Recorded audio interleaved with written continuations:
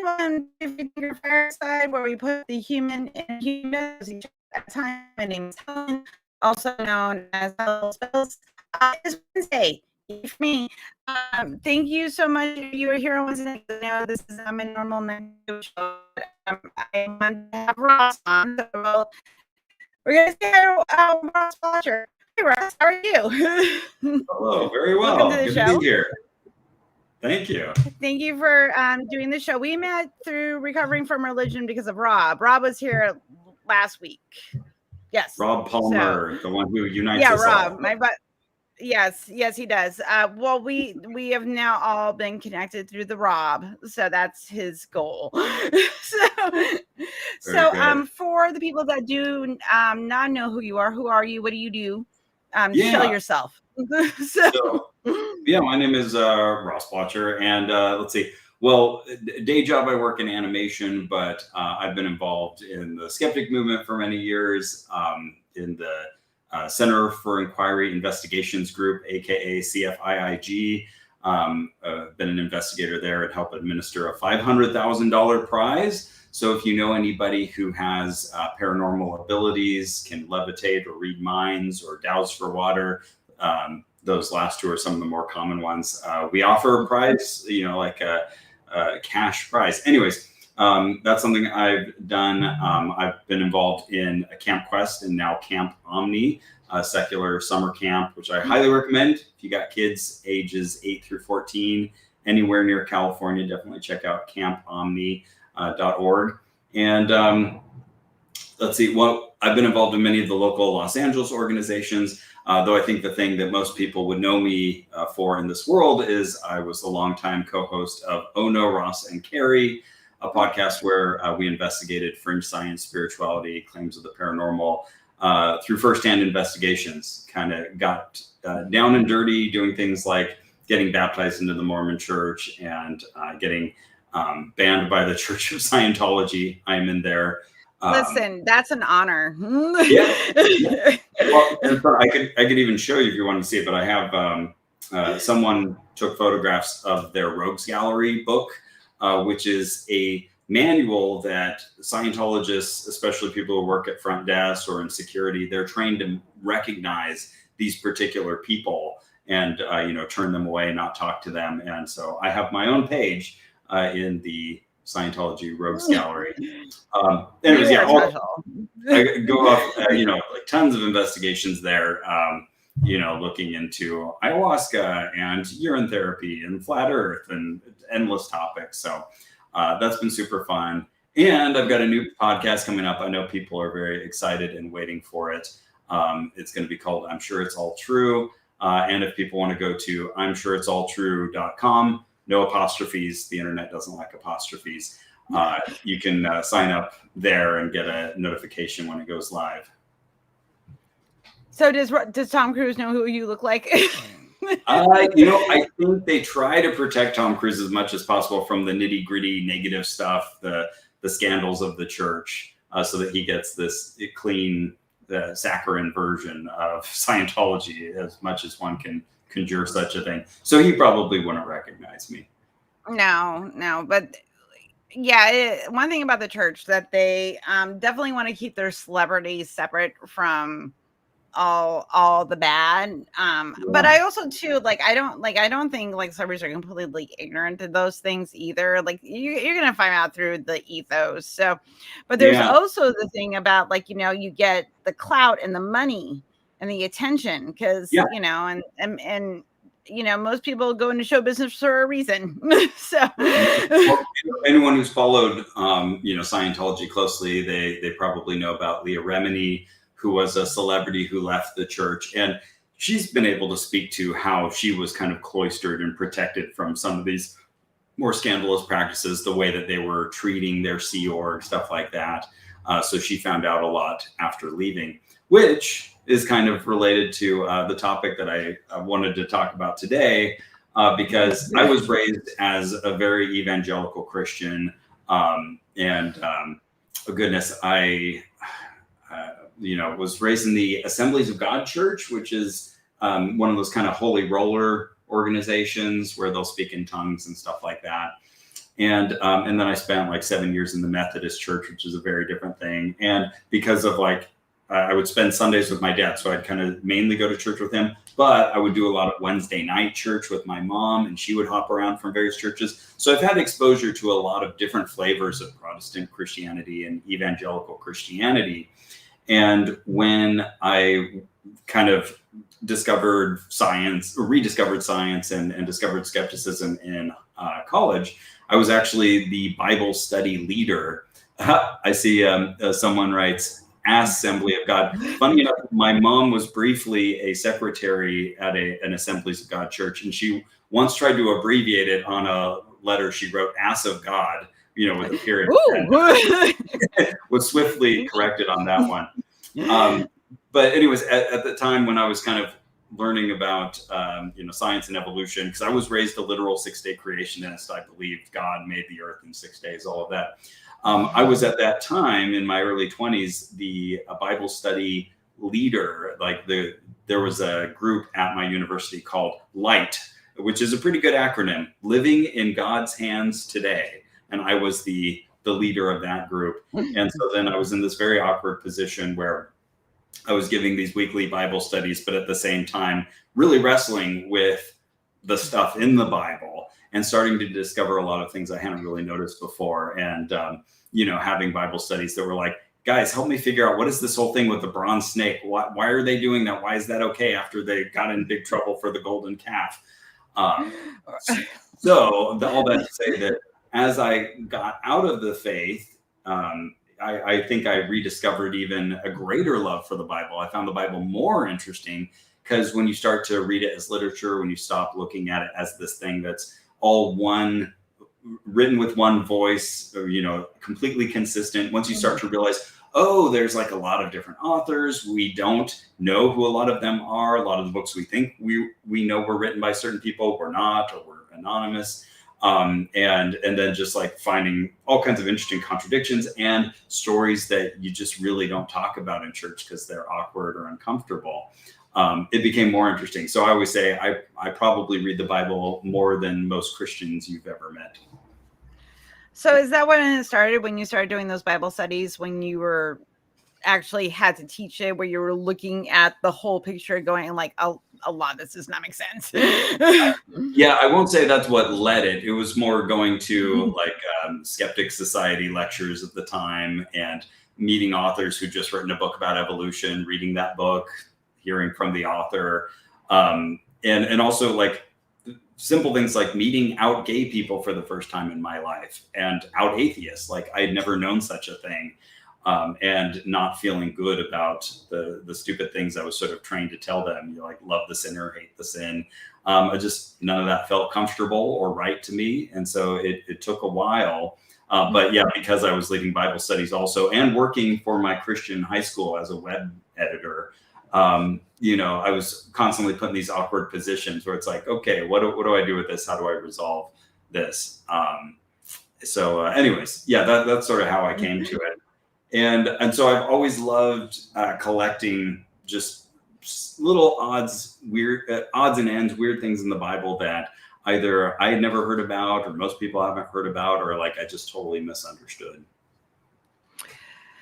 There's a lot, I know like the main stuff, and I know how to argue apologetics because it's once you hear every argument, it's pretty easy to do that. But as far as like knowing a lot about the Bible, I don't. Catholics just read the Gospels. You were raised in the church, right? Yeah, I think the first time I went to a Catholic church, I came there with my Bible and got a lot of side eye because you're not expected to be reading the Bible on your own or studying it. Right. The priest will let you know what you're supposed to know and no more. Yeah, and that was the really interesting thing about it, because like we just went to church, and also too, the Catholics are taught that the priests are supposed to interpret it for you, so there isn't a whole lot of heavy thinking about it, but also at the same time we're not taught 6-day creationism, right? Like evolution is a thing, there are this 3.2 billion years old or whatever. Like we know all that. Like the science is part of the church. It was just that theology is kind of like, God pooped out the universe and then let nature take its course. And then it's like, okay. And even that I can kind of be like, okay, like at least you're not denying science. So fine by me. Yeah, exactly. Yeah.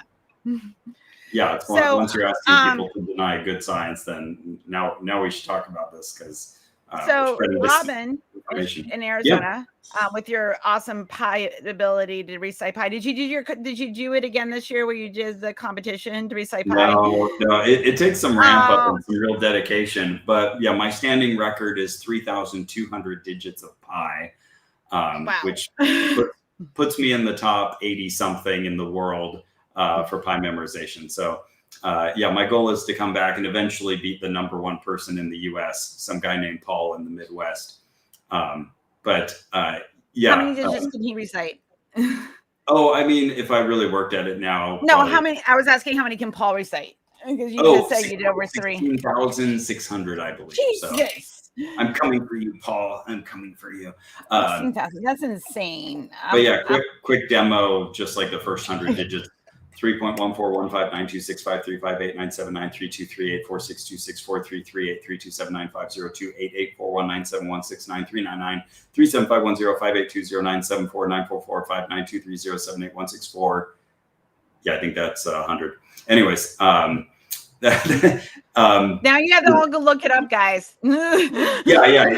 Check it out. It checks out. But that was because my dad was a math teacher and he had this extra credit assignment for his students. But in the same way I was memorizing the first 105 digits as a child, I was also memorizing, like all the names of the books in the Bible. So I can just as easily, actually, I haven't tried this in a while, but Genesis, Exodus, Leviticus, Numbers, Deuteronomy, Joshua, Judges, Ruth, 1st and 2nd Samuel, 1st and 2nd Kings, 1st and 2nd Chronicles, Ezra, Nehemiah, Esther, Job, Psalms, Proverbs, Ecclesiastes, Song of Songs, Isaiah, Jeremiah, Lamentations, Ezekiel, Daniel, Hosea, Joel, Amos, Obadiah, Jonah, Micah, Nahum, Habakkuk, Zephaniah, Haggai, Zechariah, Malachi. That's the Old Testament. And then Matthew, Mark, Luke, John, Acts, Romans, 1st and 2nd Corinthians, Galatians, Ephesians, Philippians, Colossians, 1st and 2nd Thessalonians, 1st and 2nd Timothy, Titus, Philemon, Hebrews, James, 1st, 2nd Peter, 1st, 2nd, and 3rd John, Jude, and Revelation. I think I got them all there. Anyways, there we go. That's is the that time. Like the King? Is that like the King James version of the Bible? Well, that would be the same for most English versions of the Bible. Okay. The Catholic Church famously includes the Deuterocanon or the Apocrypha, like an extra set of books and additional chapters to some of those books. And there's a lot of non-canonical books that some will maybe come up today in our discussion. And then you have there are various churches that have additional books in their canon. Like the Ethiopian church has this crazy large canon with a lot of books. But the ones I just listed, those are kind of the standard ones that you'll standards. Find. Okay. Regardless of the version.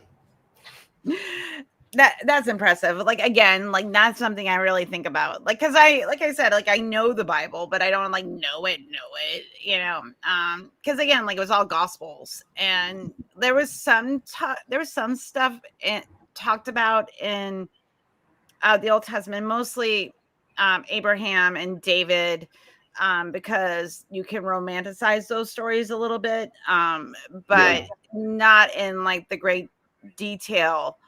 I mean, and Genesis, there is some talk about Genesis, but and that when Jesus died for our sins, all the old law of the New Testament went away, but we would still learn those stories. And I guess because it wasn't taught literally, I didn't think about it a lot when I was younger, versus someone that grew up in Assemblies of God or any sort of evangelical, structure that is this is literal. And it's that's a very weird concept for me to get around. And I used to believe some weird shit, but that's one of the weirdest. So, Why don't we start with some Bible stories that I probably do not know? I don't know. Okay. Probably my more well-versed audience in the Bible probably know some of these, but I do not. Yeah. Okay, fine. I mean, this is an exercise that I always enjoy too when I get a chance to talk to a Christian who wants to engage in this kind of conversation. I'll tell them some wild story. I just want to address one thing you said. I'm going to share my screen here. This will be the first of many instances of this. But you mentioned, like Jesus did not come to do away with the law, or maybe he did. Like you were saying, like, the New Testament was kind of seen as something new. But you had Jesus at other times saying, "For truly I tell you, until heaven and earth pass away, not one letter, not one stroke of a letter," in some translations, not one jot or tittle, which is just fun language, will pass from the law. I like jot or tittle. Jot or tittle. It's more tittle. Will pass away from the law until all is accomplished. This is a big controversy within the early church, because the best way to argue the Bible is with other passages from the Bible, because for every statement or thought, there's some equal and opposite statement elsewhere in the Bible, which again is the hardest thing to unlearn coming out of Christianity, is that not all of this agrees with each other. So anyways, let's start with an interesting story. Okay. I wasn't quite sure how to organize this. I have some notes, but I assume we jump around. So let's do it. That's fine. There is no structure. Excellent. Okay. Very good. So lots of notes, little structure. Okay. So I'm going to share that same screen again, and I'm going to keep bringing up the Bible. We talked about versions. We could talk more about that later if anyone's interested, but I'll mostly be pulling from the New Revised Standard Version, updated edition from 2021. Just a very good scholarly rendition that does a better job than most translations of getting the original intent of the authors correct. Okay, so I've jumped us into Exodus 4, because this is one of my favorite ones when I'm talking to someone who's like just read the Bible. Say like, "Hey, did you catch the part where God tried to kill Moses?" And they say, "Wait, what?" And here's the thing. I had read the Bible at least a couple times, and I missed so much of this stuff, and Christians totally miss this stuff. Okay, so let me come here. So, okay, this is right after Moses has had that famous conversation with God in the burning bush, and he's being told to go back to Egypt and to tell Pharaoh to let my people go. We've all seen this in the 10 Commandments, very dramatic. Yes. And so, okay, they're all agreed on this. Moses says, "Oh, but I'm slow of speech," and God convinces him. Okay, so verse 24. On the way, at a place where they spent the night, the Lord met him, meaning Moses, and tried to kill him. What? Why? They just made this agreement, like, I'm going to go talk to Pharaoh. Okay. But Zipporah, that was Moses' wife at the time, took a flint and cut off her son's foreskin, touched his feet with it, and said, we'll come back to that, and said, "Truly, you are a bridegroom of blood to me." So he let him alone. It was then that she said, "A bridegroom of blood," because of the circumcision. Okay, so okay. I love to show this stuff in an actual Bible, because sometimes you'll tell people about this and they'll be like, "That's not real. That doesn't even exist." And I'll say, kind of like a magician might with a deck of cards, like, "Here, give me your own deck of cards. I'll use that." In the same way, I'll be like, "Here, give me your Bible. Let's look it up in this one." So there's a few interesting things happening here. First of all, this is Moses's first wife, Zipporah.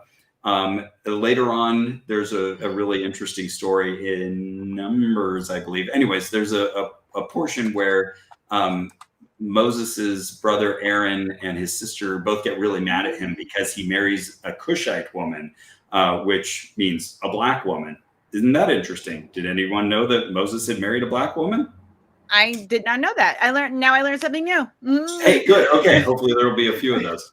So anyways, as we return to this inn where for some reason the Lord shows up in physical form, like the guy with a body, but that is the Lord. He shows up and he's going to kill Moses. We don't understand why, except it seems to be implied here that it's because he hasn't been, his son hasn't been circumcised, like they have not fulfilled the covenant. And so that's why Zipporah takes out the flint, performs an emergency circumcision, cuts off their baby's foreskin, and then holds the bloody foreskin to, and this is unclear, the way the pronouns work in the original Hebrew. And I don't speak Hebrew, so this is, relying on the expertise of others.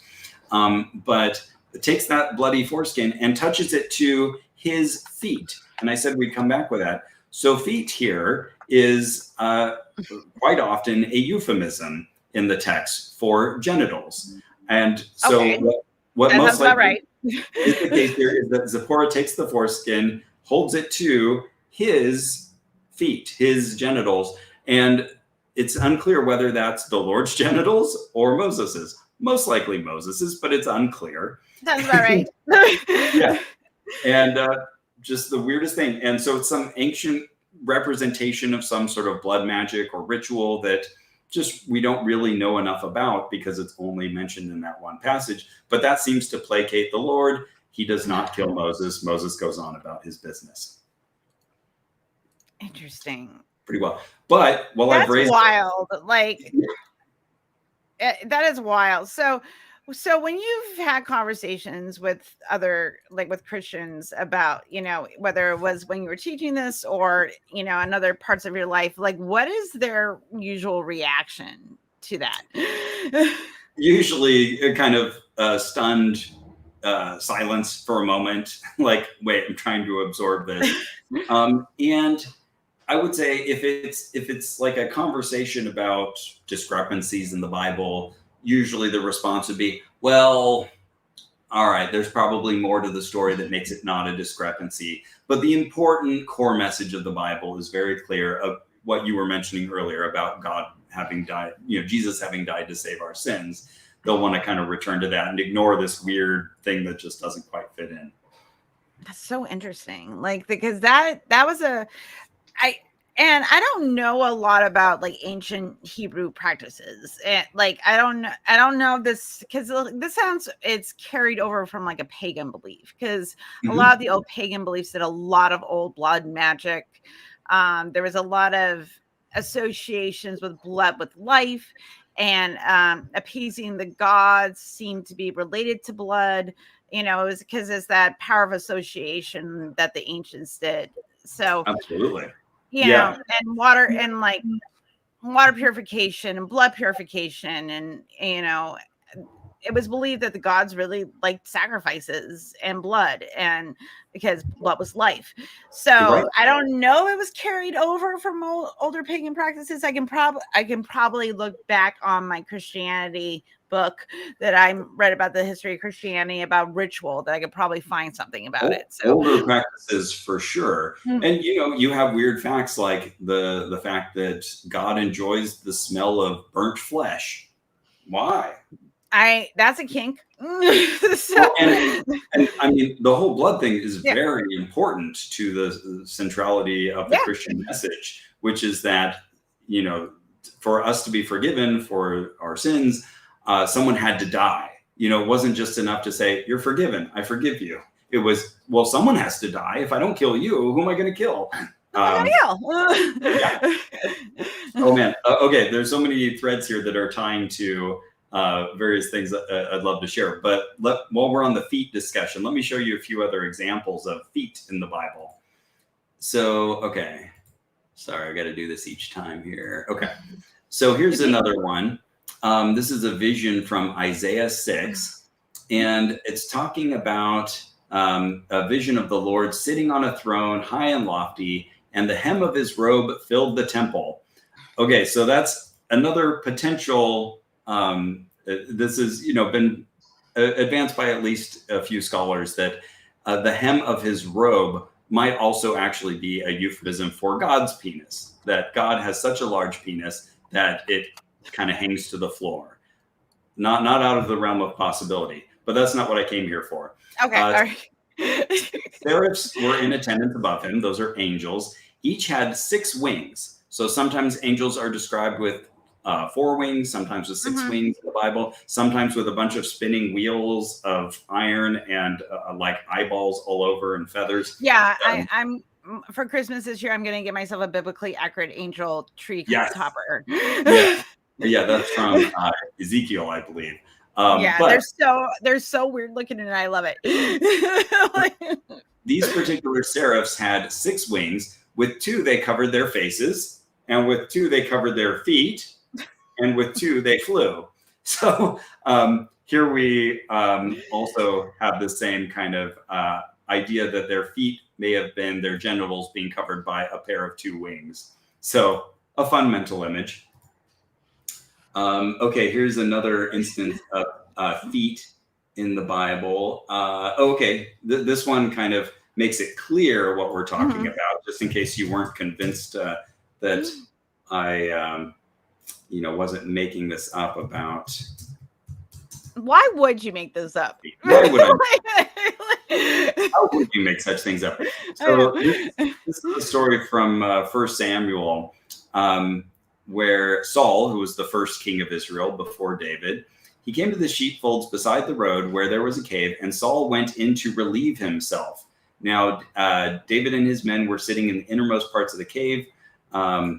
Let's see. Let's see. Where's the mention of feet here? Oh yeah. Okay. So this tells us in verse 3 that we just read, the Hebrew says, "Cover his feet."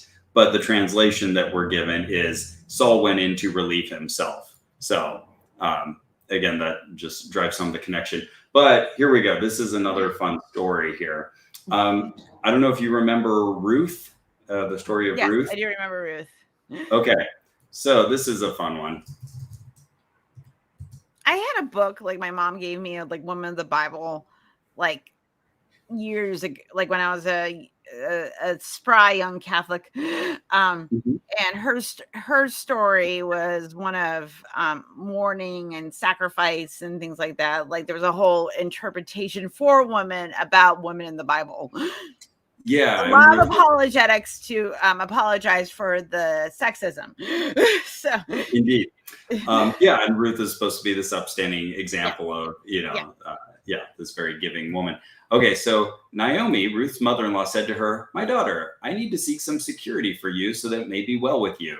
Now here's our kinsman Boaz, with whose young women you have been working. See, he is winnowing barley tonight at the threshing floor. Now wash and anoint yourself and put on your best clothes and go down to the threshing floor, but do not make yourself known to the man until he has finished eating and drinking.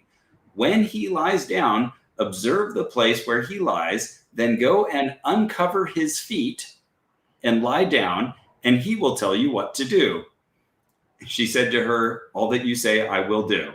So you have this story of this woman coming to Boaz alone at night after he's had his food and his drink and he's fallen asleep. And then she is instructed to uncover his feet and he will tell you what to do. And after she does that, she uncovers his feet and they do what it is that they have to do. He's in a very good mood and decides, to take her under his wing. And now they're a couple. So people trying to wriggle out of that being a sex act have to work really hard. It's very clearly just go, expose him, have sex with him, and then he will take care of you. Okay. Not the way we were taught before. Well, and I have to, like, I kind of get it, like, especially in that time, like, why they would use because we do it too, I just appreciate the fact that, like, people take it literally and they think it is feet. And I'm like, just read this in context. Like, does that mean he's really into her sucking his toes? Like, yeah, that one you have to work really hard to make it something other than abuse. Okay, so many fun ways we could go from here. Okay, let's talk a bit more about sacrifice. So, I'll start with something kind of mild here. Let's see here. See, this is what happens when you haven't read the Bible in like 20 years. Yeah. Well, and no, I have used Bible Gateway when I did debates on TikTok with people to look up Bible verses and contradictions. It was great, especially if you did like different versions of the Bible and how things were phrased. I'm like, well, it's phrased this way in this one, and and it's hard for people to wriggle out of certain arguments when the words are right in front of them. Yes. And that's a great point too. There's so many great resources out there, freely available, a click away on the internet. So Bible Gateway is usually what'll come up either first or one of the first results if you look for a passage in the Bible. And it's great because not only will it just take you straight there, but also, like you mentioned, it will list all of these different versions of the Bible. Look at all these versions, all of these different translations with different philosophies behind them. Yep. And so, you can have that conversation. Also, if you're ever trying to like look at the original text, like let's say I'm about to show you something from Exodus 22. But like if I was really curious, I could say, Exodus 22 interlinear, and you can search for any of those passages. Those will take you to Bible Hub, and then you can see it listed with a common English translation. Oh, that's cool. The original Hebrew, right to left, and with the word. And then if there's a word you're curious about, you can click on it. It will take you to other instances where that's used in the Bible. So yeah, great tools available. I like that. That's really, I didn't know about that part. That's cool. Yeah. Super powerful. And of course I use the Bible app on my phone all the time. And, there's a function to save stuff. So if someone says some interesting thing I want to look at later, I just save it there and, earn badges for all of my saved verses. Okay. So speaking about sacrifice, right here in Exodus 22, verse 29, it says, "You shall not delay to make offerings from the fullness of your harvest and from the outflow of your presses. The firstborn of your sons you shall give to me. You shall do the same with your oxen and with your sheep." So this is where in the Bible, it is very clearly telling people, the firstborn of your sons, you should sacrifice to me, to God. And of course, people will argue against that clear reading by pointing to other parts of the Bible that say it is bad to sacrifice children. Okay, which yes, I agree. Say again? What's that? I said, which I agree. Do not sacrifice children. Let me be fully clear. I think it is bad to kill any of your children, let alone your first one.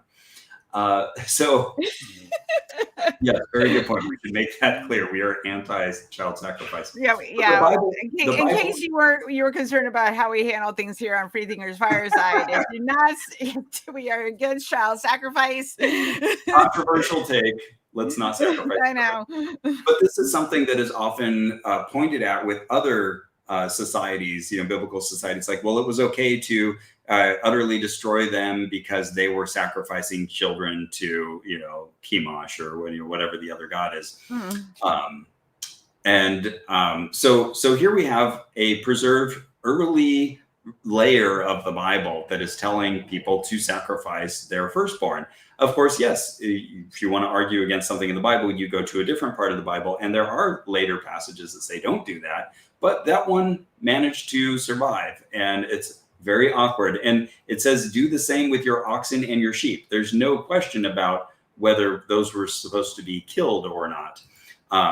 But people will often use the story of Abraham and Isaac. And I'll stop sharing for a moment just to talk about that. Where Abraham, the original kind of founder of the covenant, or the one who, first has the covenant with God, that he was told by God to kill the son that already was miraculous. He had Isaac in his old age, and suddenly God is telling him, go take him out and sacrifice him. What? That's crazy. Now, people will always point out, okay, God stepped in though, and at the last minute provided a ram stuck in the thicket. They sacrificed the ram instead of, Okay, here's a question. Okay, not only, the child sacrifice is weird, but okay, if you're God and you need, you just provided a ram to be sacrificed even though you could create the ram, that circle and falls apart on itself. So yes, and I mean, just the fact that it was credited to Abraham that he agreed to do this in the first place, that's a problem. So like why should you be listening to a God who tells you to do that in the first place? And he took him seriously, and he was willing to do it. That is a problem in and of itself. Ryan, my friend Ryan wants to know if you. She came in late, so tell her who you are. Hey, Ryan. Ryan's a former Jehovah's Witness. Oh, hey. Oh, cool. All right. I bet you've got some very interesting stories. I'm not a biblical scholar. I am a former Christian and active skeptic who loves to collect Bible stories and learn more about the Bible. So I don't speak any of the original languages. I don't publish research or anything like that. So no, I'm not a Bible scholar. You were a former Assembly of God. I was former Assembly of God. So yeah, I've definitely been dyed in the wool and then have had the wool bleached clean. Excellent. Yes, Bible enthusiasts. Bible enthusiasts. There you go. Yep. I do really like religion as a study. Like I find it fascinating. Between culture and history and especially from a social, because psychology is my jam, a social psychology aspect of it. And whenever I learn this stuff, I'm always like, God damn. It's so weird. Yeah, absolutely. So, and I agree. The Bible is written by humans. It's full of wisdom, interesting stories, a mixture of some historical content, at least much later in the deal, but, also some fabrication. And as long as you treat it as a cultural human document, have fun. There's a lot of really interesting stuff there. But let's head to the next passage, because people will at least try to argue, well, Abraham didn't kill his son in the end, so all's well and God is not for sacrifice. Well, maybe they should read Judges chapter 11. So we have this guy named Jephthah, and the Spirit of the Lord came upon him. So that already tells you something about Jephthah, that he's kind of in line with God. And he's on his way, he's traveling, he's going to be fighting with the Ammonites. And he made a vow to the Lord and said, if you give the Ammonites into my hand, then whatever comes out of the doors of my house to meet me, when I return victorious from the Ammonites, shall be the Lord's, to be offered up by me as a burnt offering. What a promise to make to God. Hey, let me win this battle. When I get home, whoever comes to greet me first or whatever, I'll kill it for you. How's that? So. Okay. Okay, so that's the deal. And there's a lot of psychopaths in the Bible. No kidding. Yeah. There's a lot. I'm like, oh, y'all need therapy. So he goes, he fights the Ammonites. God gave them into his hand.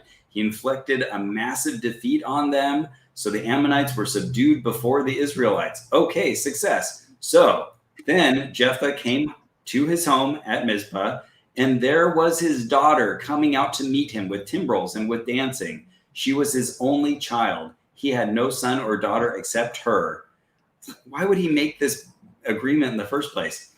When he saw her, he tore his clothes and said, my daughter, you have brought me very low. You have become the cause of great trouble to me, for I have opened my mouth to the Lord, and I cannot take back my vow. She said to him, my father, if you have opened your mouth to the Lord, do to me according to what has gone out of your mouth. And now that the Lord, God gave you the vengeance, go ahead and kill me. So she said, okay, at least give me 2 months so I can go wander on the mountains and bewail my virginity. And so he sends her away for 2 months. She goes with her companions, and they bewail the fact that she never got to have sex. And at the end of 2 months, she returned to her father, who did with her according to the vow he had made. There we go. Child sacrifice right there in the Bible. And God is clearly party to all of this, doesn't frown on it, doesn't send a ram or anything. And Jephthah kills his daughter. Couldn't he should just find a guy to bang? Right? Yeah. It's not that hard. Okay. This is this is reminding me of another story. So I will continue to jump around. No, it's just these stories are so weird. And then bemoans for 2 months. Like, why? Like, unless you're gonna go out into the wilds with your companions and have lesbian sex. I'm just saying. Hey, there could be some good fan fiction there. I know. The whole Bible is fan fiction. Okay, so this is super weird. And I don't know how well I can summarize it. There's this whole thing with the king of Israel having another battle. So this is yet another instance. Really, a lot of the Bible, most of the Bible is the Old Testament, and most of the Old Testament is just stories of the Israelites getting into and out of trouble, sometimes winning, sometimes losing, sometimes having feast, sometimes having famine, and then kind of adding this layer of God's either approval or disdain on top of that. So this is certainly an example of that. Okay, let me go back to sharing here. So we have this story where, again, God wants to make a deal to have victory over the Moabites in this case. So when all the Moabites heard that the king had come up to fight against them, they were called out, were drawn up to the frontier. They rose early in the morning and the sun shone upon the water. Okay, the water was red as blood. Lots of people are being killed. As you do. Yes. When they came to the camp of Israel, the Israelites rose up and attacked the Moabites who fled before them. So shortly before this, God had talked to a prophet, and the prophet had said, hey, you will be victorious. I promise you this. Okay, great. So the cities, they overturned every good piece of land. Everyone threw a stone until it was covered. Every spring of water they stopped up. Every good tree they cut down. Great. And when the king of Moab saw that the battle was going against him, he took with him 700 swordsmen to break through opposite the king of Edom, but they could not. So king of Moab sees writing on the wall, he's failing. Writing on the wall, by the way, is another biblical reference. Then he took his firstborn son, who was to succeed him, and offered him as a burnt offering on the wall. And this is a very quick turnaround. And great wrath came upon Israel, so they withdrew from him and returned to their own land. So this all happens very quickly here. But what's happening is that the opposite king, who is being defeated by Israel and its armies, says, oh man, there's no way to win this battle. I'm going to kill my son who's going to inherit the throne. He does that. And then all of a sudden, the tides turn against Israel, and Israel has to flee and get away because that child sacrifice to the god of Moab was enough to defeat Yahweh. Another god beat Yahweh at battle because of a child sacrifice. That's the story. Wild. Right? That is wild. That is wild. That I've never heard that story because God was the end all be all to Catholics. Yes. So I knew there was other gods like pagan, because you're taught like the gods that of the tribes of Israel and the pagans were the wrong gods, and there was just the one God, and God kicked ass everywhere. But now you learn that it's even it's in their own book, God is not all powerful. It's kind of ooh. Yeah. So you're hitting on a really big, deep theme that goes counter to what everyone believes about God, and how this whole thing is set up is that there's this confusion in the Bible about, wait, are there other gods? And are they real? And do they have power? And of course, the Christian synthesis now is oh, well, those are all fake gods. They were make-believe gods. And that's how the Bible gets reinterpreted. But if you read the Bible, there's actually many instances referring to not only the existence of the other gods, but their reality and their potence. So let's look at some of that stuff. This is the stuff that I like. Cool. These, because I love myth. I love myth, and two, this is the type of stuff because it like every mythology has gods kicking asses of other gods. Like, and if you have gods, they are battling it out, so the fact that God got beat. Yes.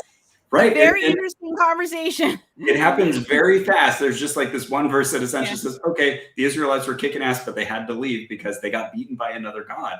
So just to first, so I definitely want to get into this more, and I'm glad you're into this topic. But going back to Judges 11, so a little bit before we heard the story of Jephthah killing his daughter for the Lord. Yes, myth, not meth. But God acts like he is on meth.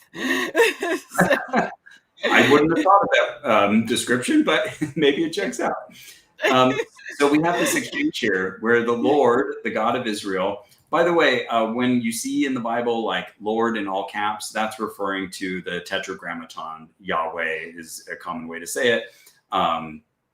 And like the different spellings and capitalizations of Lord mean different things, tied to different root words. One thing as a child that I learned was just that, like, oh, God has all these different names that he's referred to in the Bible, but that's going to play into some of the storytelling here. Anyways, so the Lord, the God of Israel, has conquered the Amorites for the benefit of his people Israel. His people Israel. That's a key phrase here. Do you intend to take their place? Should you not possess what your God Chemosh gives you to possess? And should we not be the ones to possess everything that the Lord our God has conquered for our benefit?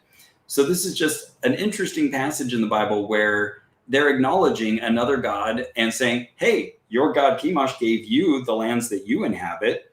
Shouldn't you be happy with that? In the same way, we possess the lands that our God Yahweh gives us. I think that's a little telling as well. But let's go to something that's kind of foundational in all of this. This is one of the oldest passages in the Bible, in Deuteronomy 8. Let's see here. Which verses am I looking for? 8 through 9. Okay, this is super key. Okay, so your Lord, your God, is bringing you into a good land, a land flowing with streams, with springs and underground waters welling up in valleys and hills. Let's see. Oh, wait, am I in the wrong? Oh, what am I doing? Not Deuteronomy 8. I'm sorry. I don't know what you're looking for. I'm sorry. My apologies. Deuteronomy 32. Totally wrong chapter. Okay, here we go. Okay, remember the days of old. Sorry, I like to highlight as I read and show people what I'm looking at. Just highlight the whole passage and stop moving my mouse around. Remember the days of old. Consider the years long past. Ask your father, and he will inform you. Your elders, and they will tell you. When the Most High apportioned the nations, when he divided humankind, he fixed the boundaries of the peoples according to the number of the gods. The Lord's own portion was his people, Jacob his allotted share. Okay, so there's some things here, and I'm curious to read their note with the Most High. Yes, okay, so the Hebrew there is Elyon, which many people know is just one of those maybe interchangeable names of God. Right. But here they translate it very correctly as the Most High, meaning the highest of all the gods. And he apportioned the number of nations based on the people according to the number of the gods. And okay, so there's some interesting translation history here. So for a long time, the earliest version of the Hebrew Bible that we had dated from like the 10th century, at least the whole, like the first complete version of the Hebrew Bible. And that was, that version preserved a reading of this that said, according to the number of the sons of Israel, which doesn't really make sense. Why would all of the people of the earth be divided up according to the sons of Israel? And so it was hypothesized that had been changed. And sure enough, when the Dead Sea Scrolls were found, it turns out the hypothesis that scholars had bore out. The older text showed that it originally read the number of the gods, meaning that you had a certain number of children gods underneath the father God, and that there were enough of them that gave you the number of nations. Now, we happen to know this from Canaanite literature, particularly like Ugaritic texts, they tell us that there was this, just like the Greeks had this, sort of panoply of gods, and there were 70 of them. So you had El, the Most High God, and then underneath him you had all of these other gods that we often hear about, Chemosh and Baal, and well, my brain's emptying of God names. As far as we know, Yahweh wasn't originally one of them. He actually came from a region kind of southeast and sort of drifted up and became more popular and got incorporated eventually, not just as like one of these gods, but as the father god. And so there was a certain period in history at which they tried to sort of elevate him and make Yahweh be the high god and all of the other gods be angels. And they get kind of demoted over time. They became like kind of servants of God or ministers of God. And then eventually they became just like, angels. That's sort of how they got demoted over time. Thank you, Ryan. Chemosh isn't mentioned in Ugaritic. Yeah. And there's no comprehensive list of all 70 gods. So, it's everyone's best guess as to who they were. But we do have that number, that there was a set number of gods. And that's why we had a set number of nations. So was this a byproduct of the religion that came out of Persia with Christianity? Because that, like, I know that was like the beginning of it. So because like the Persian, obviously it changed over time, but like originally the concept of like Christianity came from Persia, like old Persian myths that eventually moved over into the Middle East.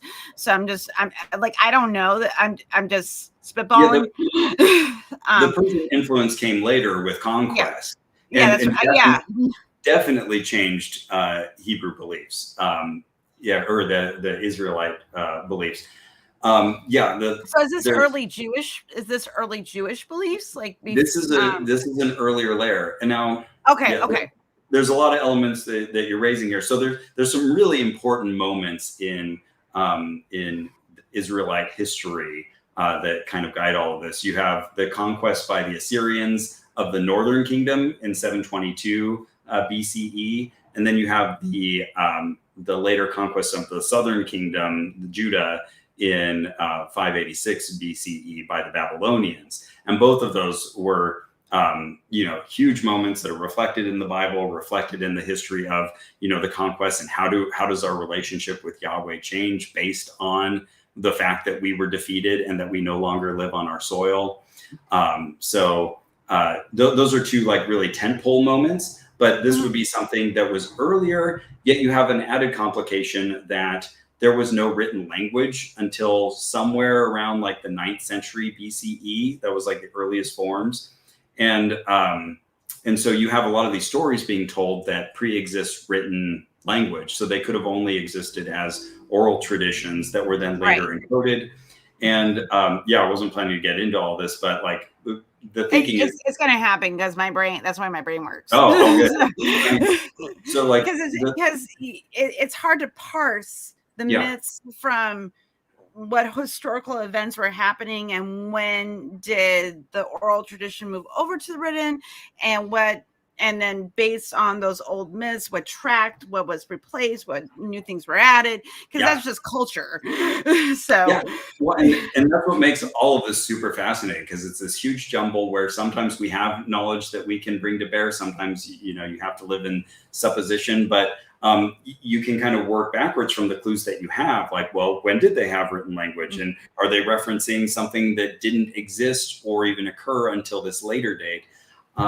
So one point I was going to make is that we think most of the writing of the Bible, the oldest parts of it, started happening around the rule of King Josiah, who ironically I played in grade school in a school play, not knowing his significance. But there's this whole story about how he finds these scrolls in the temple, like, oh, look, we found all these scrolls that were written that tell the story of our nation. And it's, I think, a pretty clear indication that is when they brought out these writings that include earlier oral traditions in fragments, but also a complete rewriting of Jewish history, sort of based on what that King Josiah, was trying to do in terms of centralizing worship and having people come to the temple to worship instead of having all of these little ritual separate centers yeah all over the place.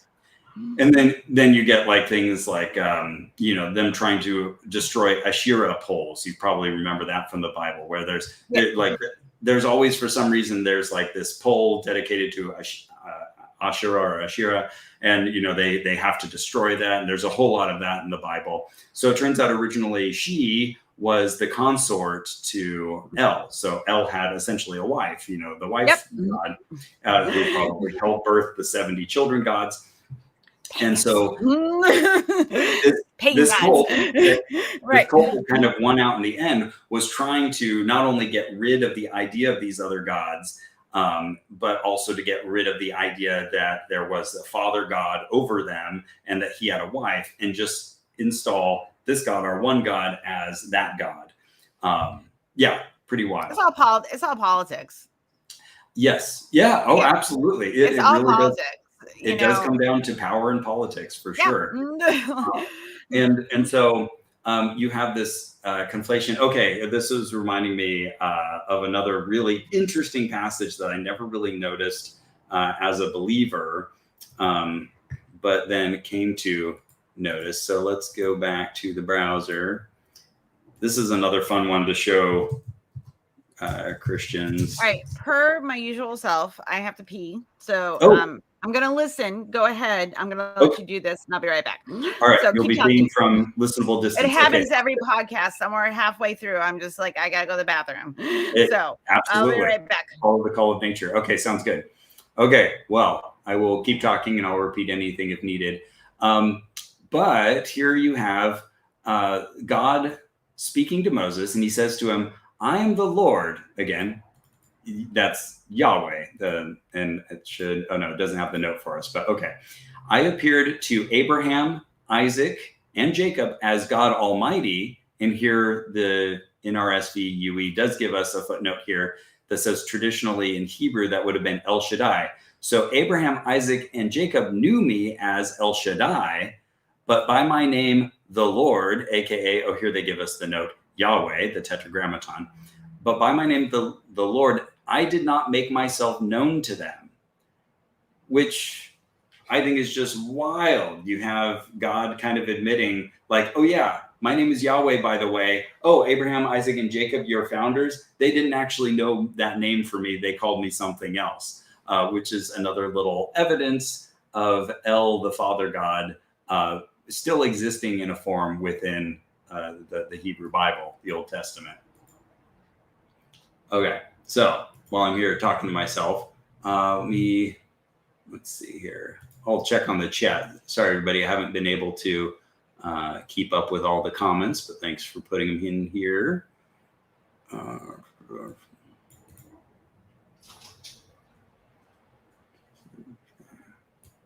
cool. All right, everyone's having a good conversation. Okay, let me pull up another one of these passages relevant to this conversation.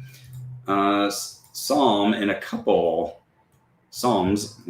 locations refers to the council of the gods. So you have here in Psalm 82, God has taken his place in the divine council. In the midst of the gods, he holds judgment. Very interesting. You've got one God who is chief amongst the other gods and holds judgment amongst them. And later in that same chapter or that same psalm, I say, you are gods, children of the Most High, all of you. Nevertheless, you shall die like mortals and fall like any prince. And actually, this gets used by Jesus. Jesus actually gives us kind of a different slant when he's talking about it, referring to the Israelites themselves, saying that you are children of the Most High. But here it's very clearly referring to the other gods. Okay, I don't know how much of that you got. I heard the first part, and then I went and refilled my seltzer. So I got to the hit of the wicked, and then after that. Okay, so quick recap. So in Exodus 6, Okay. you've got essentially Yahweh talking to Moses and saying, "Hey, my name is Yahweh. By the way, your great predecessors, Abraham, Isaac, and Jacob, they knew me as El Shaddai, but I did not tell them my name was Yahweh." Which is just, again, evidence of, oh yeah, everybody used to worship the Father God, but now we're all centralizing on this new name, which is wild, bonkers. And then I was showing in Psalm 82, you have God taking his place in the divine council, where in the midst of the gods, he holds judgment. Wild. Similarly, in Psalm 89, we have, again, our council of the holy ones. Okay. For who in the skies can be compared to the Lord? Who among the heavenly beings is like the Lord? A God feared in the council of the holy ones, great and awesome above all who are around him. O Lord God of hosts, who is as mighty as you, O Lord? So again, we have the other gods. They are real, and he is just the greatest of them. So this is something. Say that again. I said it's a hierarchy. Yeah, and you know, it's not monotheism, it's henotheism, which is a belief that there are many gods, but this one is ours. Just like you would kind of pick a sports team and be like, yeah, okay, there's other baseball teams, but mine is the Dodgers. You know, I live in LA, I have no choice in the matter. But I think they're doing really well this season. Go Dodgers. I'm not. I mean, well, it's the same thing in Greek culture. Is that Zeus was the top god, and then you had gods below him that had different jobs, you know, and different, you know, you had your god of war, your god of planning, you had your god of the harvest, like every gods and goddesses. It's all the same thing, and because all these old pagan structures come from animism that always, you know, it translates into personification of gods based on your culture and the psychology of the people that were living in the culture. And then if you are a king and you want to centralize your power and centralize it over your people, you do one god. And also if you have like your head god, then you don't have so much division, especially if you're trying to bring you know, the people that are worshiping their own little cult of belief under one central god where you can consolidate. That's all. It's total social engineering. It comes back to that political power. Absolutely. Yeah. And you mentioned, like, you know, it's a lot like these other pantheons of gods. That's the word I was trying to look for earlier. Yeah, pantheon. Yeah. Where, like you said, they have different roles. So Yahweh was originally like a storm god, most likely. And then he kind of rose to be. You finished your thought. I just wanted to put this up for you to answer. Yeah. So he rose to become, you know, the one God, the God who created everything. All of these other attributes got added to him, but we have still little preserved bits of him just being the storm god, including like a passage that was pretty much just borrowed straight from a story of Baal defeating a sea dragon. You have that also preserved in the Bible, where, you know, it's talking about him killing the Leviathan. And I have. Yeah, and the exact, like, the description, the words are like borrowed from, or at least, you know, they closely resemble an earlier Canaanite, you know, story of Baal defeating Leviathan, and it was just kind of stolen. Okay, so Ryan is asking, are you aware of Asherah in Deuteronomy 33? No, not that particular one. Let's pull that up. Deuteronomy.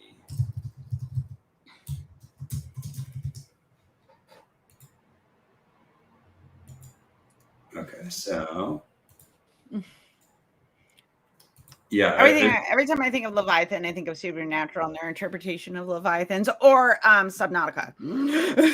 Oh, okay. Which is a video game, because they have these huge monsters that fly, like swim in the deep, and they're very scary. And so they're the monsters and Supernatural that are a part of the war between heaven and hell. So yeah, and that comes from, you know, the Bible and Jewish tradition. not only did you have Leviathan, who was this massive creature of the sea, also described as having multiple heads, which for the literalists, like a hydra. Exactly, yeah. For the literalist out there, that's kind of a problem that you have this massive sea beast with multiple heads. But then go ahead. You had Behemoth as well, which was this creature that ruled the land, this massive creature that could, was super tall. But then you also had Ziz, who isn't mentioned directly in the Bible, but there are references to this giant bird that ruled the air that gets more coverage, I think, in Midrash literature and has some very scant bare mentions in the Bible. Anyways, those creatures are there. Okay. I'm using it. I'm taking a Leviathan and making it into a D&D monster because I'm doing a D&D campaign based on the apocalypse. Oh, that sounds good. It's really fun. Let's see, and I don't know, maybe help from the chat. I'm just kind of scanning. Okay, here. yeah, Deuteronomy 33. Do you know the verse, Ryan? Showing Zebulun is going out, and Ishtar is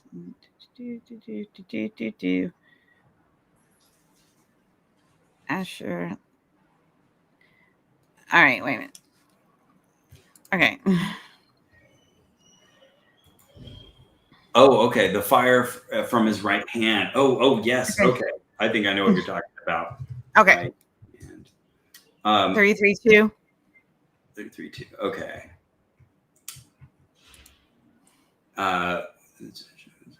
Oh yeah, and at his right, a host of his own. Okay, the meaning. Yeah, I've seen commentary on this passage. I think I know what Ryan's referring to. That this was most likely originally a reference to his Asherah at his right hand, giving him additional power, essentially. And yeah, numerous. All so then he's not all powerful. Right. Well, okay. Here comes another one. Let's see. This is the thing about if you just dissect it for 5 minutes. Yes. Okay. Let's see here. I've still got the sharing. Okay. So 2 Kings 5. You have another story of then Naaman said, if not, please let 2 mule loads of earth be given to your servant, for your servant will no longer offer burnt offering or sacrifice to any god except the Lord. So you have someone who, what's happening in the story is he's visiting somewhere and he's convinced that, yes, Yahweh is the God that I should be worshiping. Right. But he says, I need to go to this other place. I'm going to have to spend a lot of time in, where was he going? Not important. He's going somewhere else outside of the boundary of Israel's domain. And so he's saying, here, let me take 2 cartloads of soil from here because I need them to go worship Yahweh elsewhere. Meaning you can't actually worship God unless you have a bit of that land, because he's sort of tied to the land. That is his domain. Those are his boundaries. And I'm going to break that by taking the soil, and then I can worship him if I lay that soil out on the ground where I'm going. So it's like vampire dirt. Yeah. All of this you have to take it with you for it to remain powerful. It is, and this is all based on animism, and it's such a this is a thing this is such a thing in paganism. It is the idea that the gods are tied to the land and the air and the sea, and those are the powers behind it. It's all the same salad with different dressing. Yeah. And there's this kind of evolution that we see happen in cultures all around the world, where you go from the early animism to just explain well, why did our crops fail this year? Oh, well, we don't have a way of talking about, there's no science of agriculture or cycles of the sun or anything. So we deal with what we know, which is other people and their intentions and them liking us or not liking us. And we start to give those attitudes to the sky, the sea, the sun. It always starts there. And then over time, now you start getting all these different gods that have their roles. And then we see a process like what happened here, where there's this kind of evolution of one of those gods getting ascended in his status, and then the others being demoted, essentially, which is the culture that we're living in now, Yeah. Okay.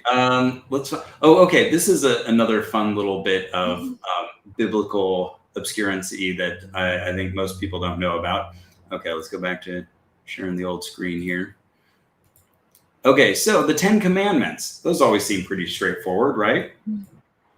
So the 10 Commandments that we know usually come from two different places. And we've all seen the 10 Commandments, the movie with Charlton Heston, and the stones being written out for him when he's up on Sinai. And it's all pretty. I found that movie very boring when I was a child. Oh, really? There were certain movies I had on VHS, which I saw many times, and that was one of them. So we watched it a couple Easter. Even my dad wasn't really. My parents weren't really into it. So it wasn't really our. We didn't watch a lot of religious movies when I was growing up. It was not really a thing. Well, lucky you. Because Catholics don't have a lot of that, propaganda. Right. We didn't have, Left Behind or any of those, or like the Mormon, has a bunch of media. We didn't have. Catholics don't do that. Because they're the OG. I'm like, we have rituals in churches. Well, actually, okay. Well, this is relevant here because the 10 Commandments get rendered differently in the Protestant church versus the Catholic church. It's actually a slightly different list, and so let's compare. So if you look up like the Catholic 10 Commandments, what you'll see is they take this first one, they keep that one. I'm the Lord your God. You shall have no other gods before me. We'll talk about that in just a moment. And then what Catholics leave out is you shall not make for yourself an idol, whether in the form of anything. We do idol worship. The graven images. So that one is number 2 in the Protestant version of the 10 Commandments, but it gets skipped in the Catholic version, and instead the Catholic version splits this last one in verse 17. You shall not covet your neighbor's house. You shall not covet your neighbor's wife, male or female slave, ox, donkey, or anything that belongs to your neighbor. That gets turned into 2. Like, don't cover. Yeah, I don't know why I can't say this today. Don't covet your neighbor's wife. Don't covet your neighbor's property. Exactly. So those get combined together in the Protestant one. They get separated in the Catholic one. And in Catholicism, you have all these icons and stuff. They don't want this whole graven image thing confusing the message. So, okay, that's perfectly fine. We all know that story. And in the 10 Commandments, we saw Moses comes down. He's going to present the law to the people, but they are worshiping a golden calf. Fun fact, Yahweh was traditionally represented as a bull. So they were probably just trying to worship Yahweh, but in, graven idol form. Okay, but Moses, gets all mad at them because they're worshiping this idol. And so he throws the tablets down, breaks them, and, then all hell breaks loose. The ground opens up. People fall into the earth. Moses sends out soldiers to kill like 10,000 people. That's a whole crazy story. But Moses had a temper tantrum.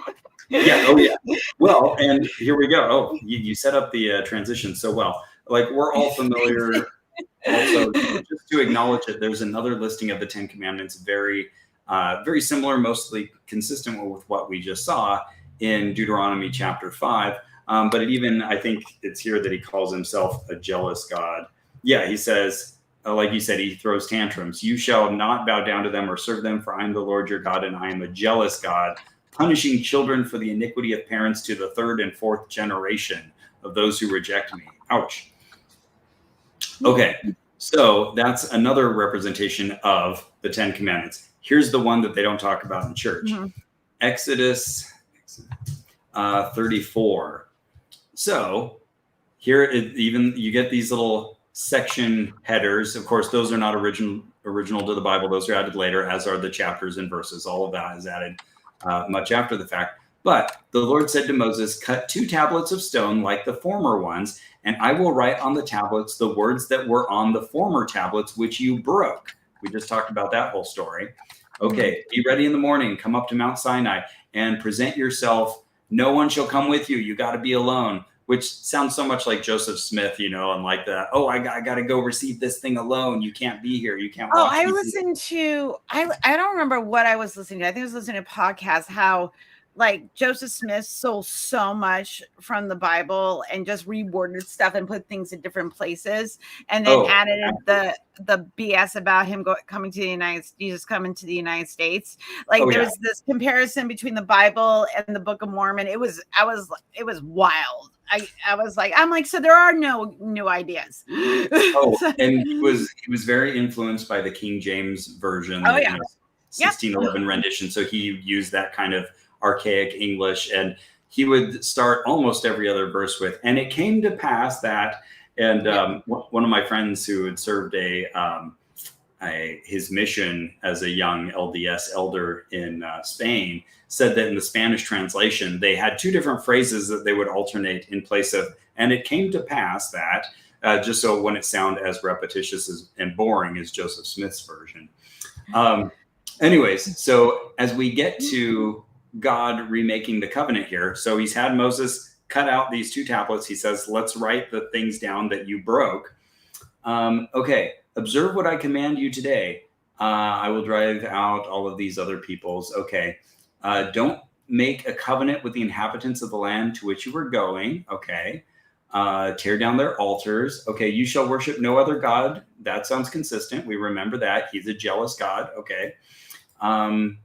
Don't make they prostitute themselves. Okay. You will take wives from among their daughters for your sons. Okay, sure. You shall not make cast idols. That sounds consistent too. You shall keep the festival of unleavened bread. 7 days you shall eat unleavened bread. That's not a just Islam for white people. Right? Sorry, that was just funny. Anyway, keep going. No, by all means. All that first opens the womb is mine. All your male livestock, the firstborn of cow and sheep. So here we return to sacrifice the firstborn of everything to me. All the firstborn of your sons you shall redeem. Okay. 6 days you shall work, but on the 7th day you shall rest. Okay, that sounds more like the 10 Commandments we remember. You shall observe the festival of weeks. What? That's not a 10 What is that? Excuse me. You shall not offer the blood of my sacrifice with leaven and the sacrifice of the festival of the Passover. Okay, that's not one of the 10 Commandments. The best of the first fruits of your ground you shall bring to the house of the Lord your God. That's not one of the 10 Commandments. You shall not boil a kid in its mother's milk. That's not one of the 10 Commandments. Nope. Write these words for in accordance with these words. And that's it. That's all of it right here. So this reminds me of Joseph Smith, because you have this famous moment at which a very smart woman, one of the wives, I believe, of the guys who was helping Joseph Smith with the translation process, said, hey, let's hide these ones away and ask Joseph to retranslate them and see if he can do it the same way again. And then Joseph Smith gets so mad about this and goes on a tirade about how now you've made God mad. And so thankfully I preserved the same story somewhere else. And there's a reason I can't replicate this passage. Of course, it's just Joseph Smith being called on the fact that he was making it up and didn't have it planned out or written anywhere. That was his only copy. So here we have God kind of doing the same thing, where he sort of rewrites the 10 Commandments, but they're all cattywampus. They're not the ones we remember. So, okay, so that's just fun. Just showing people Exodus 34 and saying, hey, look, it's God rewriting the 10 Commandments. He got them wrong. But there's another really fun story here. The shining face of Moses. I don't know if you've heard this one. Moses came down from Mount Sinai. Okay, before I continue with the story, I don't know if you've ever seen artistic representations like this one by Michelangelo. I've seen this one, yes. Okay, now what's wrong with Moses here? Does anything stand out? Let me zoom in on his head. It looks like he has horns. Yes, he does have horns. He has little horns. And that is because of this passage right here. So this is what Michelangelo was getting wrong. Horny. That's right. Literally horny Moses. It's a Okay. horny Moses. So Moses goes up alone to Mount Sinai. He meets with God. He gets this new set of 10 commandments. By the way, this is the version of the 10 commandments that rode around in the Ark of the Covenant, talking about not boiling a kid in its mother's milk. Okay, interesting. That's a weird thing to command, but okay. Is this a problem? Yeah. There's 10 important things for you to know, and one of them is you shall not boil a kid in its mother's milk. Good. I wasn't planning on it, but now that God said so. So as Moses came down from the mountain with the 2 tablets of the covenant in his hand, Moses did not know that the skin of his face shone because he had been talking with God. And Aaron and all the Israelites saw Moses, the skin of his face was shining, and they were afraid to come near him. So the original Hebrew here is talking about rays emanating from his face. But it just so happens that Hebrew word can mean both rays of like shining light, and it can also mean horns. And so it was just translated in some places as horns. And so many people understood Moses, after seeing God, to have horns protruding from his forehead. And that's why we get this representation of Moses in classical art. Weird, huh? Interesting. It's weird because usually horns were a sign of curses. So just... Yeah, well, and I haven't established a link here, but I can't help but wonder if that's why you have the libel that many people will say about Jewish people, that they have horns. In fact, I have a friend who said that as a kid, I think he was in the South, and he went to school one day, and another kid found out he was Jewish and then came up to examine him and like even ruffled through his hair and said, "But you don't have any horns," because that's what the kid had been told. I wonder if that's related. Oh, that's very anti-Semitic. About as anti-Semitic as it gets. Absolutely. Yeah, that's about as anti-Semitic you can get. Absolutely. Okay, I didn't have this on my list, but this just popped into my brain. Have you ever seen the Ezekiel 4:9 bread? Have you heard about this? I have not. Okay, so there is this. All right, here I go back to Sharon again. I don't think I'm Jewish. I'm not Jewish, so probably it's not something I eat. Well, I'll get into the New Testament soon, because here I had all these notes on the Old Testament. So I do like a good matzo ball soup. I do like matzo ball soup. Nice. Okay. Issue hitting the share button. Try the shortcut. I've overused the share button. Okay, it's not. Well, right. If you send me the link, I will bring it up. Well, if you do a search for Ezekiel 4:9 bread, I will do that right now. It's sold in stores. It's popular, and people will say, "Oh, well, it's made with barley. It's really healthy." And let's see, we got from the chat. It's available in any grocery store, usually in the frozen section. Okay.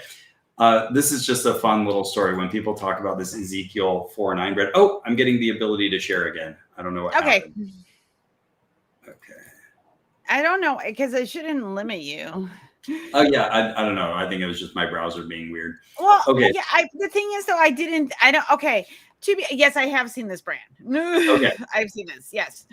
So when people tell you about this bread, they're like, "Oh yeah, Ezekiel 4:9 bread. It's made, a bread from a Bible recipe. Cool. Well, let's see what it says in there." I remember Patton Oswalt talk about this when he was starting to eat healthier, and he started eating all this Ezekiel like Jewish stuff because it was supposed to be like better for him, like cereal and stuff. Oh, wow. He had a bit about it. So they'll always quote just part of it, the part that sounds good. "And you take wheat and barley, beans and lentils, millet and spelt, put them into one vessel and make bread for yourself. During the number of days..." Oh, this is the one where you cook it on human feces or something like that. You've heard this. Yes, I remember this. Yes, it's all coming back. So they stop quoting around here, like, "Okay, you drink water by measure, 1/6 of a hin." Okay, all that sounds great. "You shall eat it as a barley cake, baking it in their sight Jewish. On human dung." That's how you're supposed to cook Ezekiel 4:9 bread. So whenever I see that in the store, I'll point at it to whoever's with me and be like, "Well, if they were really making it according to Ezekiel 4, they would be baking it on human dung, which does not sound sanitary. No, no, it does not. Poop bread. Okay, so all right, I've talked a lot about the Old Testament. Let's talk about Let's talk about the New Testament. the New Testament. Let's talk about some Jesus stuff here. So, okay. One of my favorite. One second. Yeah. Yes, on here. I automatically associated it with Jewish bread just because it was in the Old Testament doesn't mean it is Jewish bread. So that was my bad. I'll own that. The Jewish Bible is also the Christian Old Testament with slightly different ordering, but the same books. Anyways, okay. So New Testament. Where to start with this? So I think one thing that maybe not all Christians are aware of is kind of the dating of the Gospels. And the first of them written was Mark. So we always say Matthew, Mark, Luke, and John. It's kind of strange that they're in that order. There's no particular good reason for it. But the first... It just sounds nice. It flows off the tongue. But the first written was Mark, and that was somewhere around 70 CE in the Common Era. So roughly 40 years after Jesus died. Now I'll mention quickly that the writings of Paul started like shortly after Jesus died, like 4 or 5 years after he died. So Paul's writings are actually earlier, the real books that he actually wrote, a lot of them he didn't. But just establishing that you have New Testament books that are earlier, but when we actually get Gospels that tell the story of Jesus's life, we're talking 40 years later. Now, probably part of the reason for that was because Jesus taught an end times prophecy, like that he was going to be coming back any moment, or the Son of Man would be returning, probably a different figure than Jesus, and that, we were going to have this major cataclysmic end to the world. That's what his followers were expecting. I think that's what he was expecting. And so now you have this generation starting to die off, and they're going, well, he hasn't come back. I guess we ought to write this down.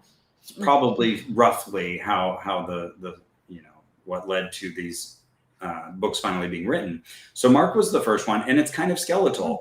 And when you go into Mark, you might expect to see, like, what do you usually think of as the first thing we hear about Jesus's life? What's the first thing the story that we know about him?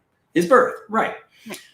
Okay, so Mark doesn't say anything about that. Mark, the first one written, just starts with him meeting John the Baptist. That's the very first story. He gets baptized, he starts his ministry, and then he dies, and ta-da, that's the end of it.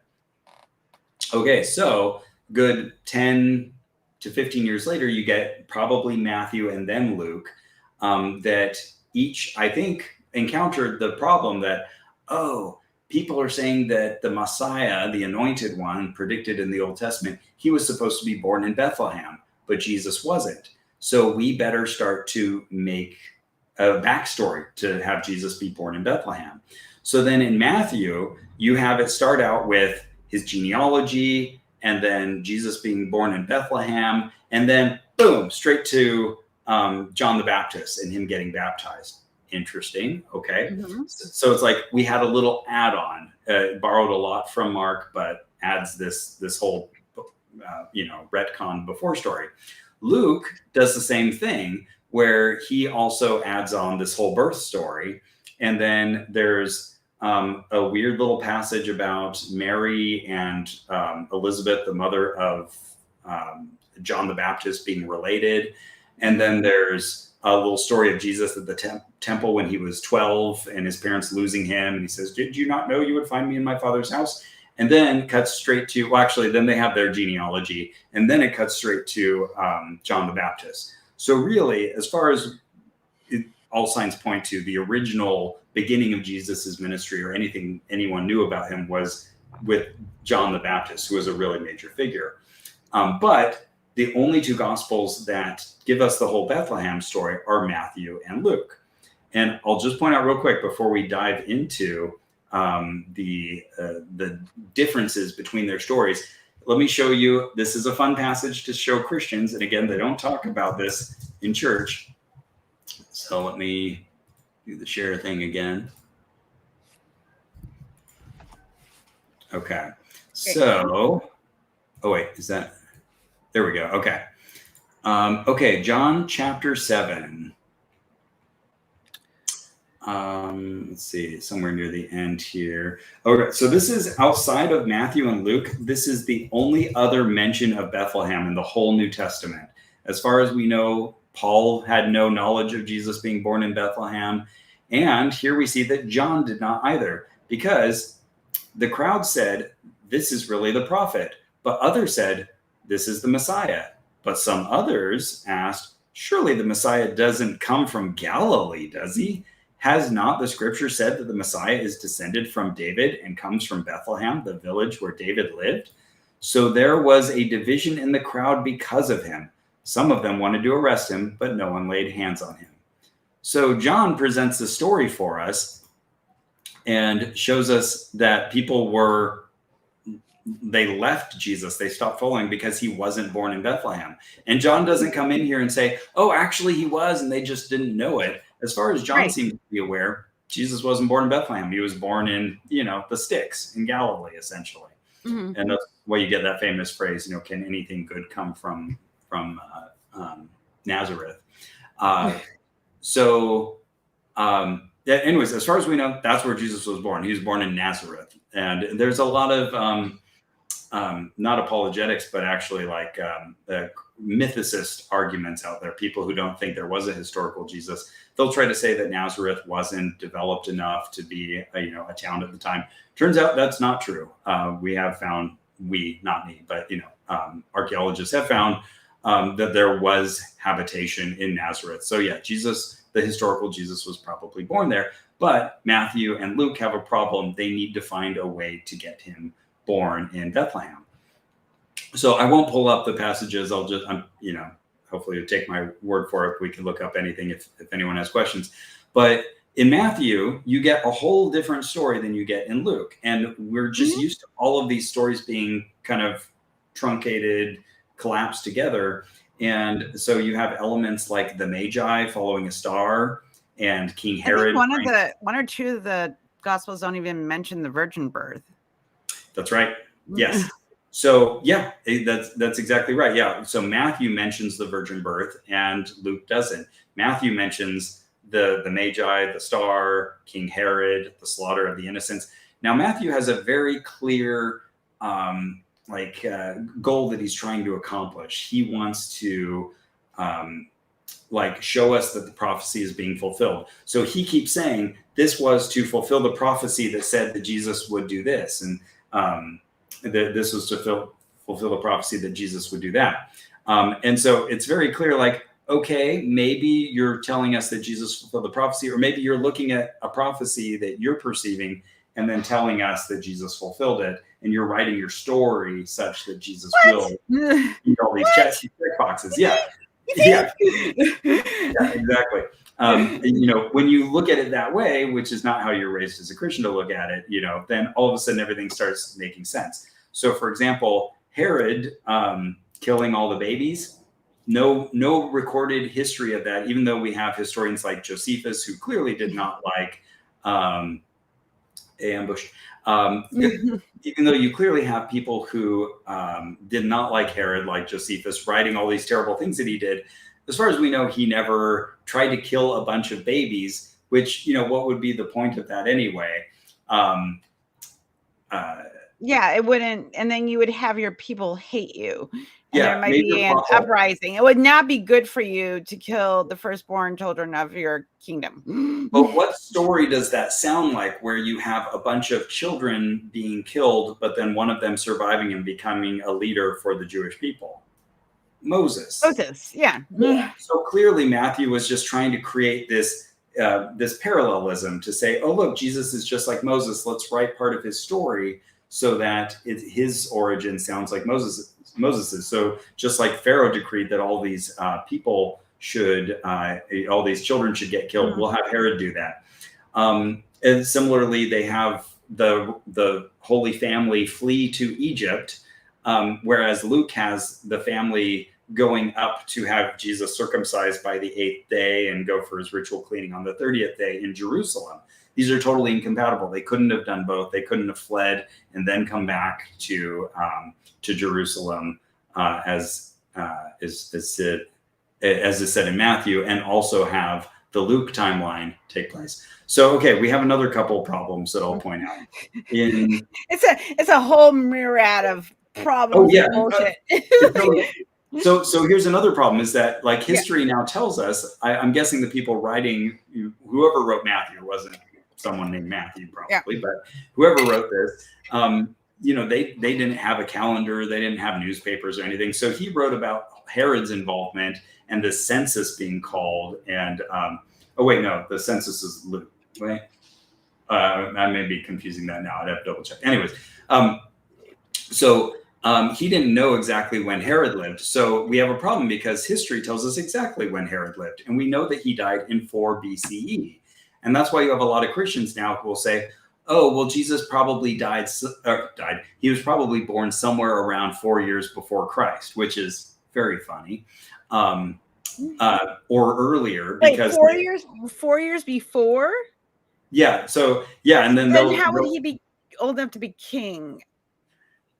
Well, right. Well, so Herod died. I'm sorry. So you have to have it. They want to place the Jesus story as late in Herod's life as possible, so that Herod is still alive as this aging king to do all of this. And so the earliest the latest by that reckoning that Jesus could be born, if we believe Matthew, is 4 BCE or 4 BC before. 4 years before himself, essentially. Super confusing. But then I don't think that's possible. Right, exactly. So I don't think you can be born before yourself. I mean, right. That's not how things work. But okay. Yeah, and Ryan is pointing to 6 BCE, which is another commonly given date, because that gives Herod a little more time to do this stuff and have the Magi travel and stuff. But the latest so when did they say that Herod was born? Well, it doesn't matter when Herod was born. It matters when he died, because all of this needed to happen before he died. But he died before Jesus was traditionally born.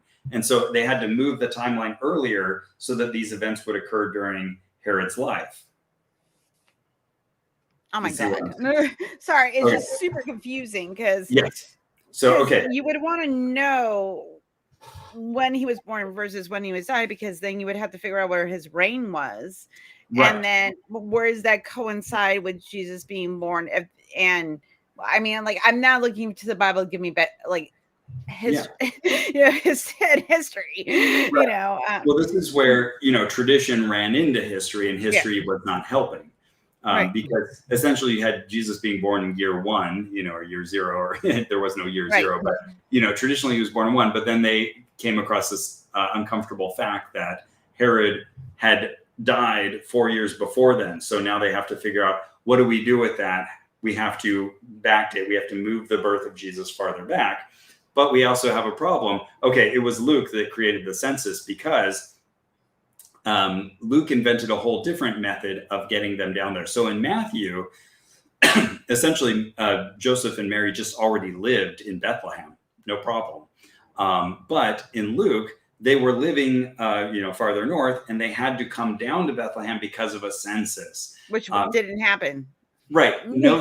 We know a lot about the censuses that happened. That one didn't happen. But also, why would you have people return to the homes of their ancient ancestors for a census? That doesn't make any sense. When you're trying to count the people that are in your kingdom, why didn't you just get a sense, have census takers like we do, and go around and saying, like, okay, 3 people live in this house, 5 people live in this house, they're part of your boundary, and then you count, right? Yeah. And then you collect taxes. Right. So yeah, a lot of parts of the story don't check out. So I'm sorry, I know you knew all this, and I know everybody in the audience, but it's just like the logic doesn't make any sense of it. So again, they both invented different ways to get the Holy Family down to Bethlehem. So Luke has the census, but Luke also provides us another piece of data. He says, Quirinius was the legate of Syria at the time. So he tells us another historical fact that we can actually look up independently. And we happen to know that Quirinius became legate of Syria in 6 AD or 6 CE, Common Era. So we've already had Jesus at the 1 year starting line. We've had to move him back to accommodate Herod. But now we have the census taking place in 6 AD, 10 years later. And so we have this 10-year gap in which Jesus could not have been born, because one story is telling us, well, it had to happen way earlier.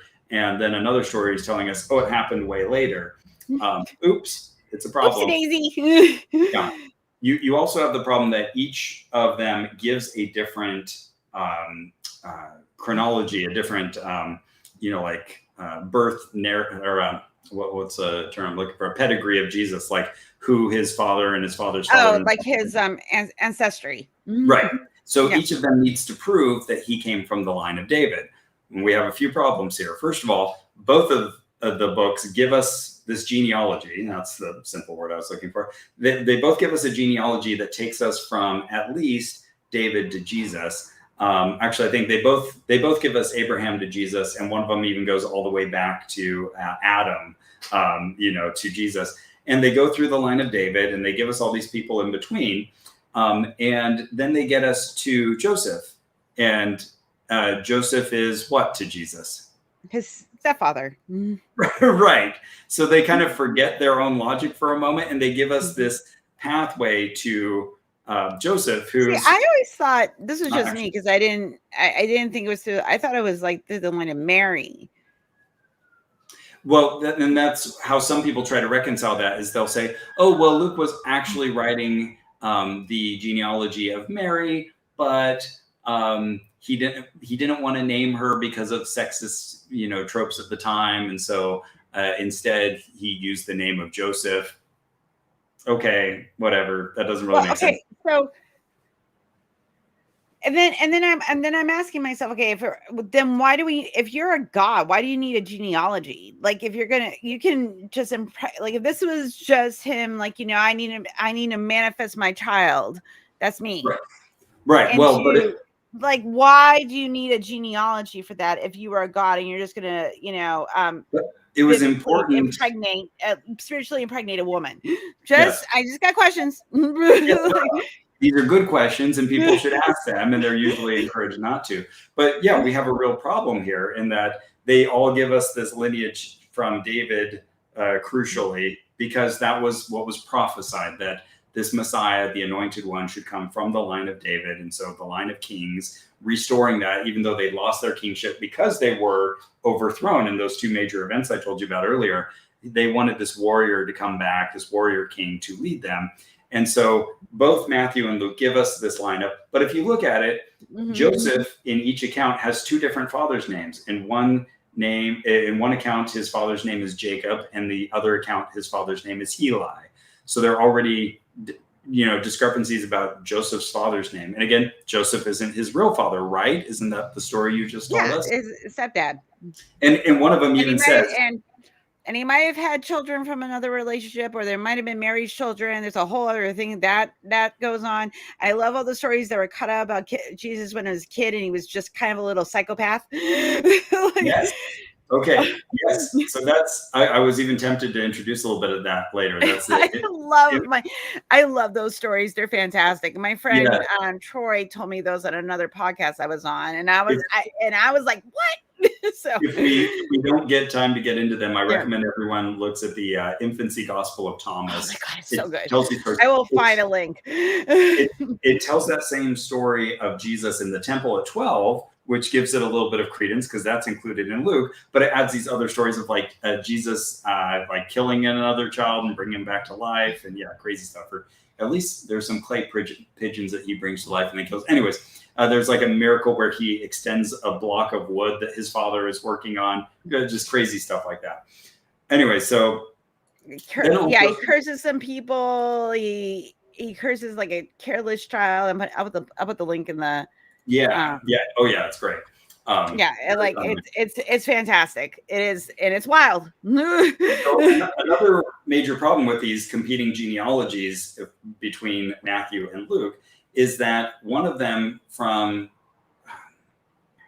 I want to say Abraham to Jesus. Anyways, they disagree on the number of years. So one of us, or the number of generations to, and if you count generations as like an average of 20 years, you're talking about a discrepancy of like 300 years between the two different genealogies. And one of them was like 42 generations, or at least he was going for 42. I think he missed one.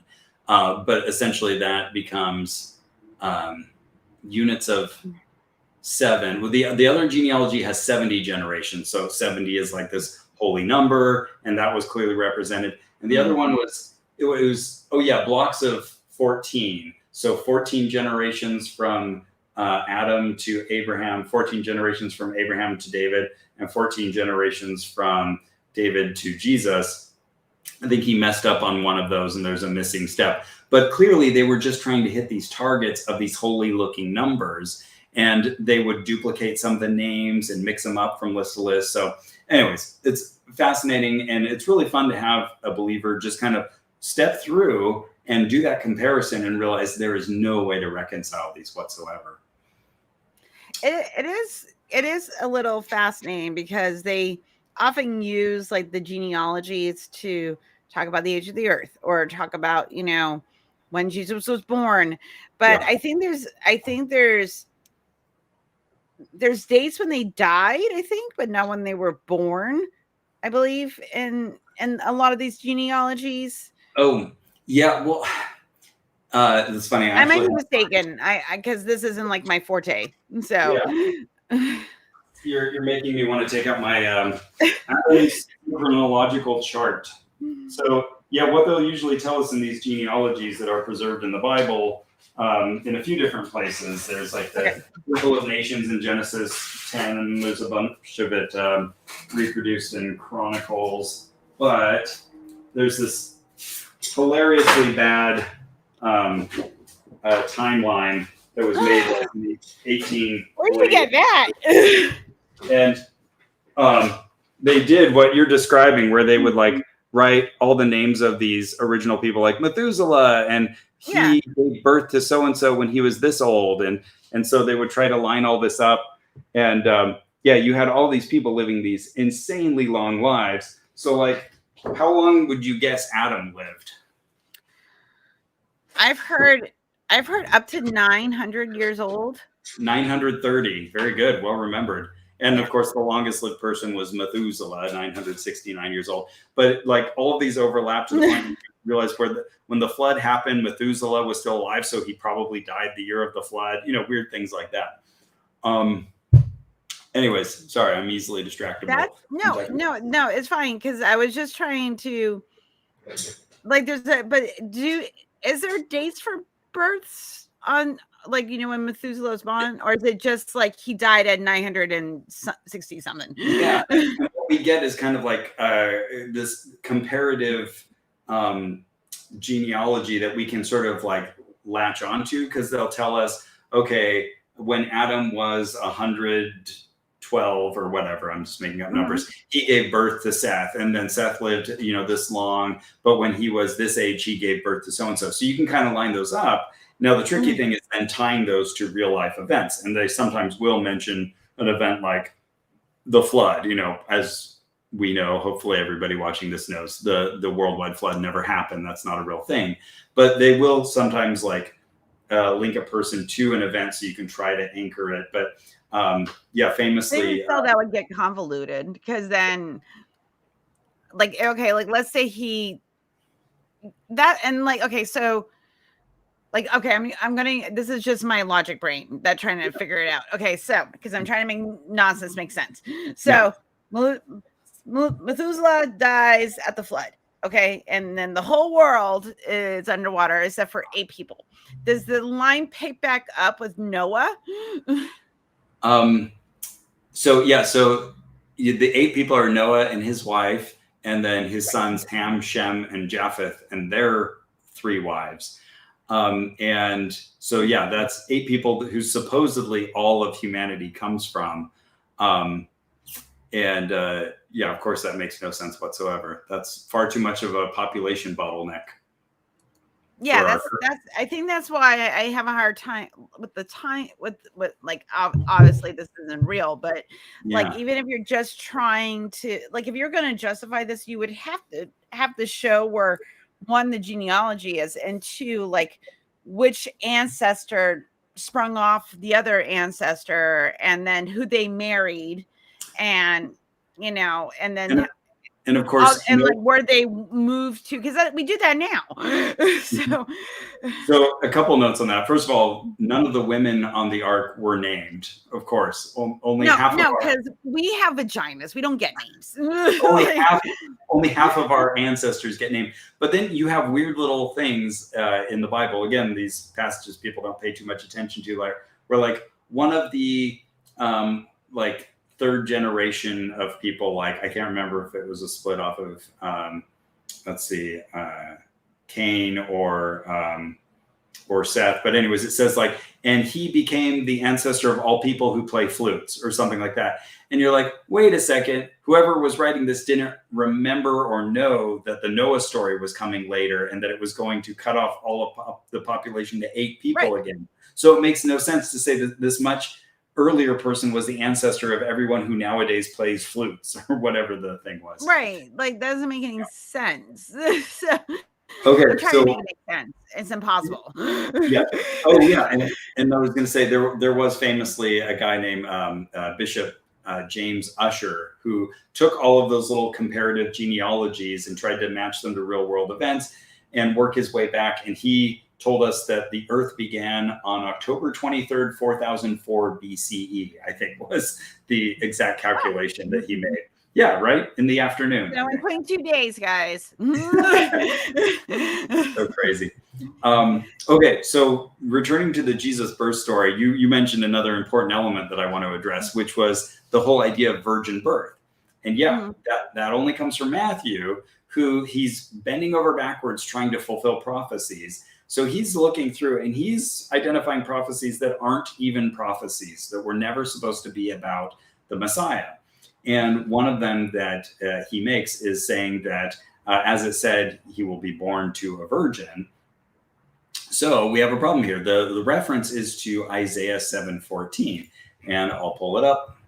Let's see, Isaiah 7:14. Okay, then Isaiah said, "Hear then, O house of David, is it too little for you?" Okay.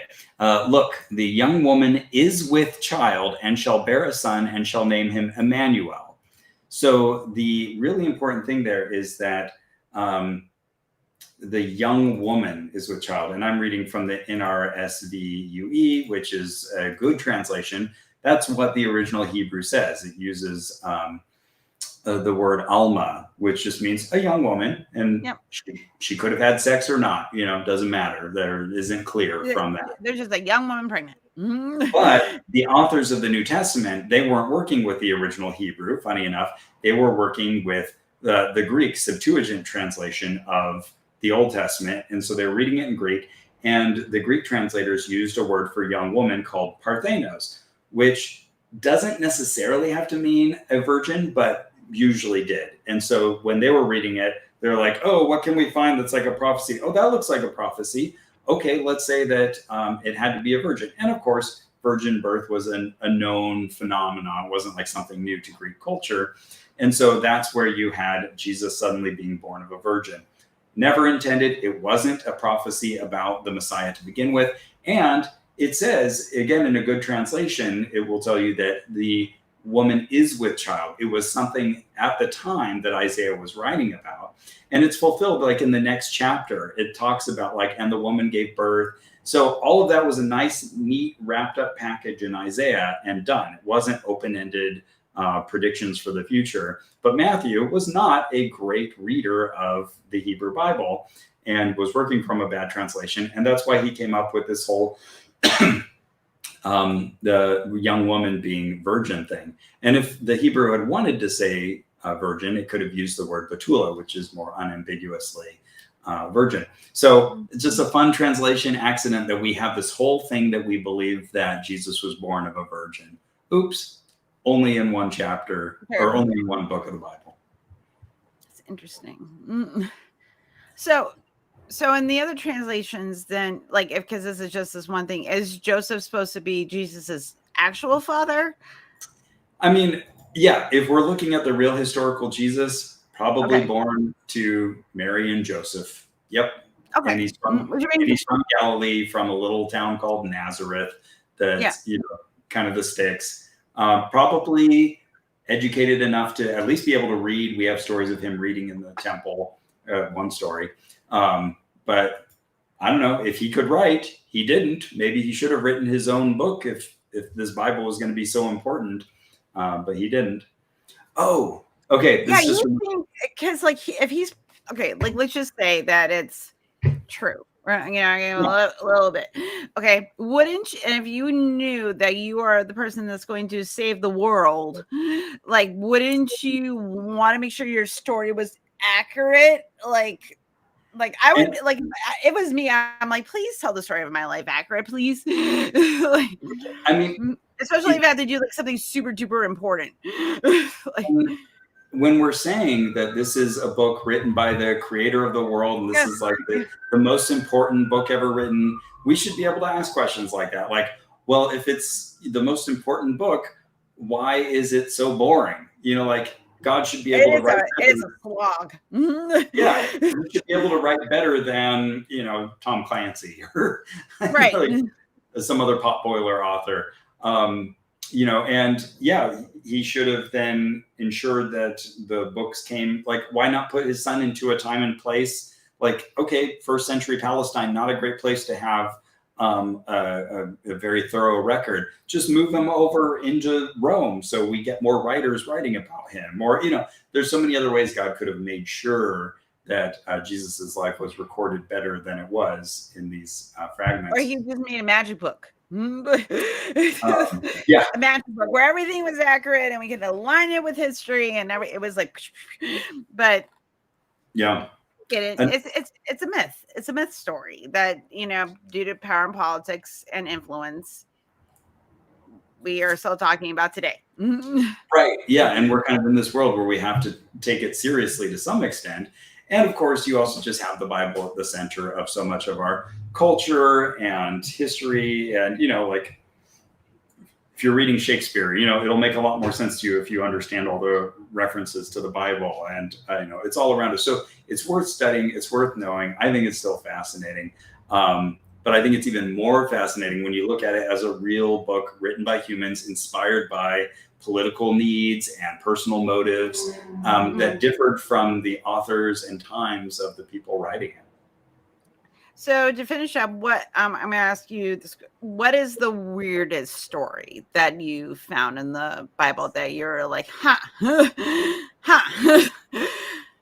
Yeah. Okay. Well, I mean, there's a few that come to mind, but I will say the story of the Witch of Endor. That's one that always weirded me out, and I didn't know quite what to do with.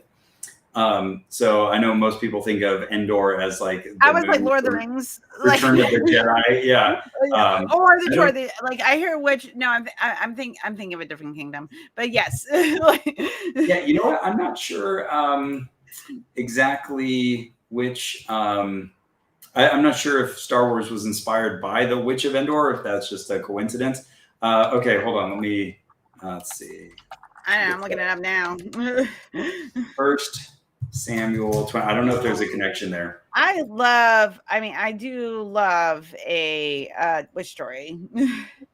Yeah. Yes. Well, and here you have this really, like the Bible tells us, you shall not suffer a witch to live, which is a terrible thing that got some people killed. You don't have many witches in the Bible. And this is another situation where you have the Bible kind of like it tells us, like, wait, are there other gods? Do they exist? Are they real? You also have like astrologers finding Jesus by following stars. Is that real then? Is astrology real? In the same way, you have this witch who seems to be successful. And Okay, so here's the story where Saul, the first king of Israel before David, is wants to talk to Samuel, who was a prophet and had died. And all Israel mourned for him and buried him in Ramah, his own city. Saul had expelled the mediums and the wizards from the land because, you're not supposed to have them there. And when Saul saw the army of the Philistines, he was afraid. He inquired of the Lord. The Lord didn't answer him. They weren't doing it through his special seeing stone or dreams or prophets. So he said, all right, find me a woman who is a medium so I may go to her and inquire of her. His servant said, there is a medium at Endor. So Saul disguised himself and put on other clothes and went there, he and 2 men with him. They came to the woman by night, and he said, consult a spirit for me and bring up for me the one I named to you. The woman said, surely you know what Saul has done, not knowing that it's Saul that she's talking to, how he has cut off the mediums and the wizards from the land. Why then are you laying a snare for my life to bring about my death? But Saul swore to her by the Lord, as the Lord lives, no punishment shall come upon you for this thing. Then the woman said, who do you want me to bring up? And he said, Samuel. So when the woman saw Samuel, he cried out with a loud voice. And the woman said to Saul, why have you deceived me? You are Saul. The king said to her, have no fear. What do you see? The woman said, I see a divine being coming up out of the ground. He said to her, what is his appearance? She said, an old man is coming up, and he is wrapped in a robe. So Saul knew that it was Samuel, and he bowed with his face to the ground. Obviously. And obeisance. Yeah, no one else could have a robe, right? Nope. And so then he talks to Samuel and actually gets messages from this dead person. Crazy, right? Like that this is in the Bible. Okay, I'll stop the sharing. I don't know if the sharing was even working. But anyways, totally odd story where the medium has real powers because clearly the spirit world gives her the answer, the identity of who's in front of her, and then bears a message from Samuel. Also, fun fact, in the Old Testament, the Jewish Bible, there is no belief in an afterlife. There is this place called Sheol, where, spirits kind of go, and it's very unclear what happens to them. Like after death, there's no punishment or reward, just everybody ends up in the same kind of gray place, and they don't really have a personality or anything. They just kind of shuffle around underground, I guess. And this is like an old folks home. It's an eternal old folks home. And here you have this one instance in the Old Testament where you have a successful medium who brings up a prophet of the Lord from the dead, gets him to talk again. All of this is totally unprecedented and not happening anywhere else. So I guess I'll name that as like kind of one of the standout passages that just makes me go, what? This doesn't match anything else. It is very, and this is in the Old Testament? Yeah, that was in 1 Samuel 28. Okay. All right. That's wild. Because I just I know that Joseph, the one that had prophecy dreams, I know that, but I didn't know that it was they actually had a witch, a meeting. Yeah.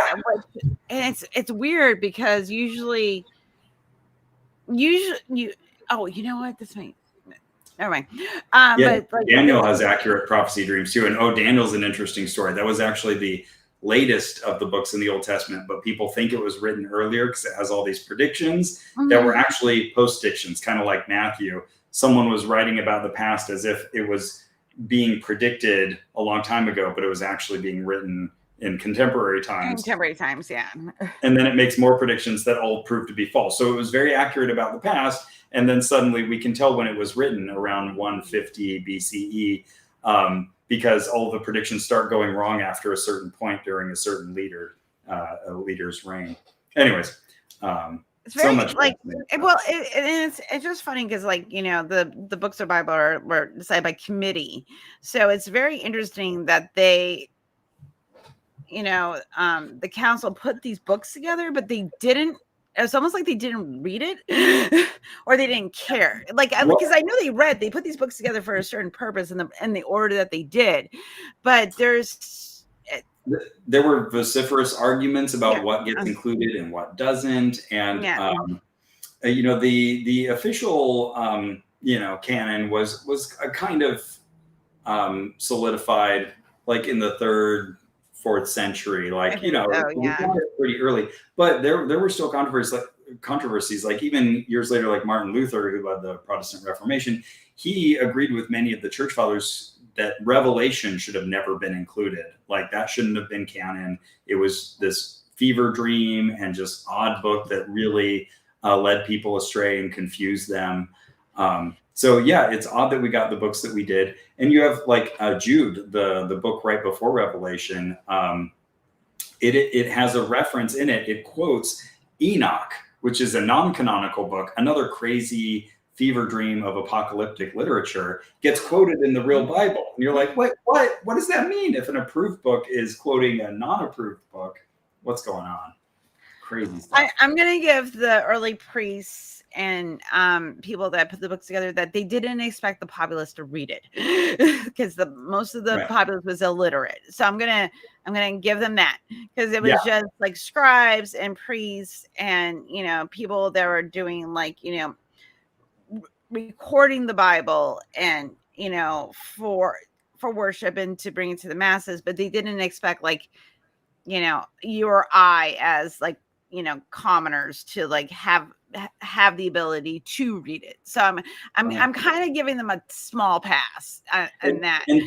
And sometimes, that's a fair pass. And like sometimes they did catch inconsistencies, and you can tell where they tried to smooth them over. Right. And sometimes they didn't, which is fun to find what survived kind of those editing passes and just remains mysterious or wildly contradictory. Right. And you would think that they would try even do a forgery to at least make it match, like they could have done that. Herod knew that Jesus was going to be born. Like, let's just give him that. But they didn't have to create a census. They could have just said that he was born in Bethlehem and then moved. Right. And we have to wonder then, how was it that Matthew and Luke, or the communities or the people writing as them, all the Gospels are technically anonymous. We don't know who actually wrote them, but we'll use the names Matthew and Luke. Like we don't know why they couldn't coalesce on a story, how they were separated enough from each other that they both wrote these stories and nothing agrees in them. So, that's anybody's because the scholars, like the people that put the Bible together, they had to have read all the Gospels and gone, like if Virgin Birth is mentioned here, there's Magi mentioned here, but there's no Magi in this Gospel. Like, it's just like, like this other one has all the angels and the shepherds. And I think that's why the Bible is used as interpretation rather than, and then like having the right interpretation versus actually knowing what you're reading. I think that is a feature, not a flaw. So all of this is laid out before us, and then you have people who dedicate their lives to this, some biblical scholars who are constantly trying to find the earliest documents available, comparing to all the differences between all the different versions, and trying to tease out all of these little nuances of rewriting and translation error and misunderstanding and actual history, and how sometimes that agrees or disagrees with what's written in there. I find it endlessly fascinating. Like I told you, I could talk about this for hours. I just find it so. I came with at least twice as many notes as I covered. So there's so many interesting things in the Bible. Like, geez, like it's fun to point out. Like I don't know what story you think of Jesus as being like the most compassionate. Does anything come to mind immediately when you think of like Jesus being real forgiving? I think the story of the prostitute when I love that story. I just like it because it's like, dude, it's like chill. So the woman caught in adultery, right? Yeah. So, okay. You had exactly the answer I was going for. Yes. So that great story of Jesus, like being a stand-up guy and like getting all these other people, let the first among you cast the first stone, get out of here.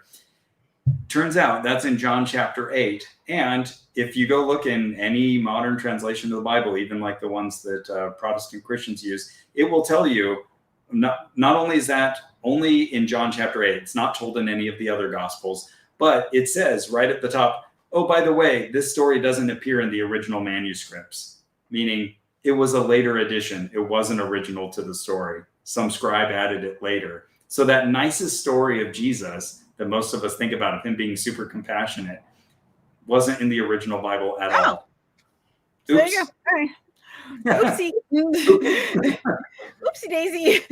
So it's fun to point things out like that to people. So like, what about the story of the story of Lazarus? Yeah, well, that one was there. That wasn't a later interpolation. Yeah, but that one has its own logic of a man being brought back to life. Well, like, here's my theory. That this is just me, is that I don't know, this is like, because if you don't know how the body works, like you're in ancient Israel, that maybe some dude did where someone appeared dead and they were able to revive him, because I don't think they go into detail what Jesus said, that he just laid hands and then he called out to him, like, Lazarus. He called out to him, yeah. Like, I don't know. Maybe the thing was that he had been dead for over 3 days, because that was supposed to be like, okay, you let him lie for 3 days. Like, you're really dead. Yeah, he's dead. Yeah, exactly. No, he's mostly dead. He's nearly. Yeah, exactly. Miracle Max could bring him back. Yeah, I don't know if I have any particularly good stories about that, but I will mention that there is this often overlooked story. As Jesus is dying, in one of the Gospels, it says that everybody in the graves come to life and start walking the streets while Jesus is dying on the cross. Suddenly you have this mass uprising of zombies who walk around. And yeah, it's just this brief mention, but you think that would have been recorded somewhere else if that had actually happened. That's a wild story. Hundreds of zombies. That is a wild story. I didn't know that. That is very spooky, and that would make a really, really fun, like, little animated short. Yeah, all these things are in the Bible, but either people don't think about them too much, or just ignore them, or move on to other things. Well, or it's just kind of mentioned in passing, or you don't really, because like the story of Jesus being compassionate, like, because he's supposed to be this figure of, like, good. And so that's going to stick with you, because that's like a moral lesson, but when you find, it's like, oh, okay, well, wasn't that great? It's kind of like the loaves and fishes story. It's like, like, everybody had a nice lunch. Like, it's not that impressive. And you had Jesus go around and do all these one-off miracles, great for the person who was there and was cured of their, lost sight, or had the demon expelled, or, leprosy. But if Jesus really wanted to help the world, all he had to say was, hey, guess what? There are these, like, tiny little creatures. You can't see them with your bare eyes, but if you wash your hands with, like, this kind of material regularly, soap and water, it will save a lot of disease. He could have saved so many lives. Instead, we had to wait hundreds of years before the discovery was made, like in the 1600s. Don't poop where you eat. Like, do not mix your poop with your food. Because little bits of advice, don't like put bread on poop. If you put either you or me back in that time period, we could give so much advice that would have far exceeded anything Jesus could come up with, who is supposedly, co-creator of the universe. Just hand someone some ivory soap and go, listen. Yeah. Or maybe say something bad about slavery, like, maybe I can't. Like, personally, I can't do anything about it right now, but it's not good. You should try not to do that. That would have been great if Jesus had said anything like that. That would have been very, very helpful for human history. Don't marry 14-year-old girls. That's kind of a bad look. Also, maybe not do a lot of the killing of the tribes of Israel. Like, don't do that. Don't put any wars in my name. These are things. There's a whole list. Things you could have clarified at the very least. Yeah. Yeah. Like, if I was the Messiah, I would be like, okay, and I'm here to save mankind. I'm like, okay, I'm going to teach you about hygiene, and I'm going to teach you about nonviolent conflict resolution. Yeah. And not to own people, like basics. 10 minutes with Helen, they could have learned far more. I know, I could have done it. I gotta no. Okay, so thank you so much. This is so much like again, I could talk about this stuff. I'll probably have you back. So Oh, cool. and talk about something different. But like, Oh, yeah, yeah, I'll have you back because this is like I because it gets my brain going and I'm just because there's so much history and like and I know people they're you know want to get rid of religion and I'm like good luck with that. But this helps you under like if you're talking to a believer, it'd be like, hey, what about this? What Yeah. about this? You know, if you know the history, it'd be like, okay, well, let's compare the verses, and because then they can still believe in God, but maybe they're just like, you know, maybe the Bible is written by people, and people are motivated by different things. Yeah. So, you know. Yeah, exactly. And you may show them some of these things that we've discussed, and they might not in the moment be like, well, you're right, the Bible's not literally true, but to use a Christian metaphor, you've planted a seed, and now that'll be in the back of their head, and they'll have a little Helen homunculus in their mind that they can then later on when they're reading the Bible, that little Helen will be like as a shoulder angel, like, hey, that doesn't seem consistent, does it? Oh yeah, I guess you're right, it doesn't, you know. So I always say that you want to plant those seeds because I call it like a death of a thousand cuts. Like you went through this, I went like whatever belief system you had. It's not one thing. You're not gonna have one, but like little tiny things like this isn't consistent. right. You know, like rocks are not going to cure autism. You can't, you know, you can't hold a rock and meditate and because it's the right color and suddenly your autism is going to get better like that. Like those are the weird things that I used to believe, you know, and then you look at it, you go, oh no, that's not how anything works. But it's little things like that. You know? And that's the whole point. You need to give people a chance to own that process, own that knowledge, and not feel like it was just handed to them on a platter. They need to think it through, have that realization like both you and I did, like, oh, yeah, I'm wrong. That's a lot easier than someone else saying you're wrong.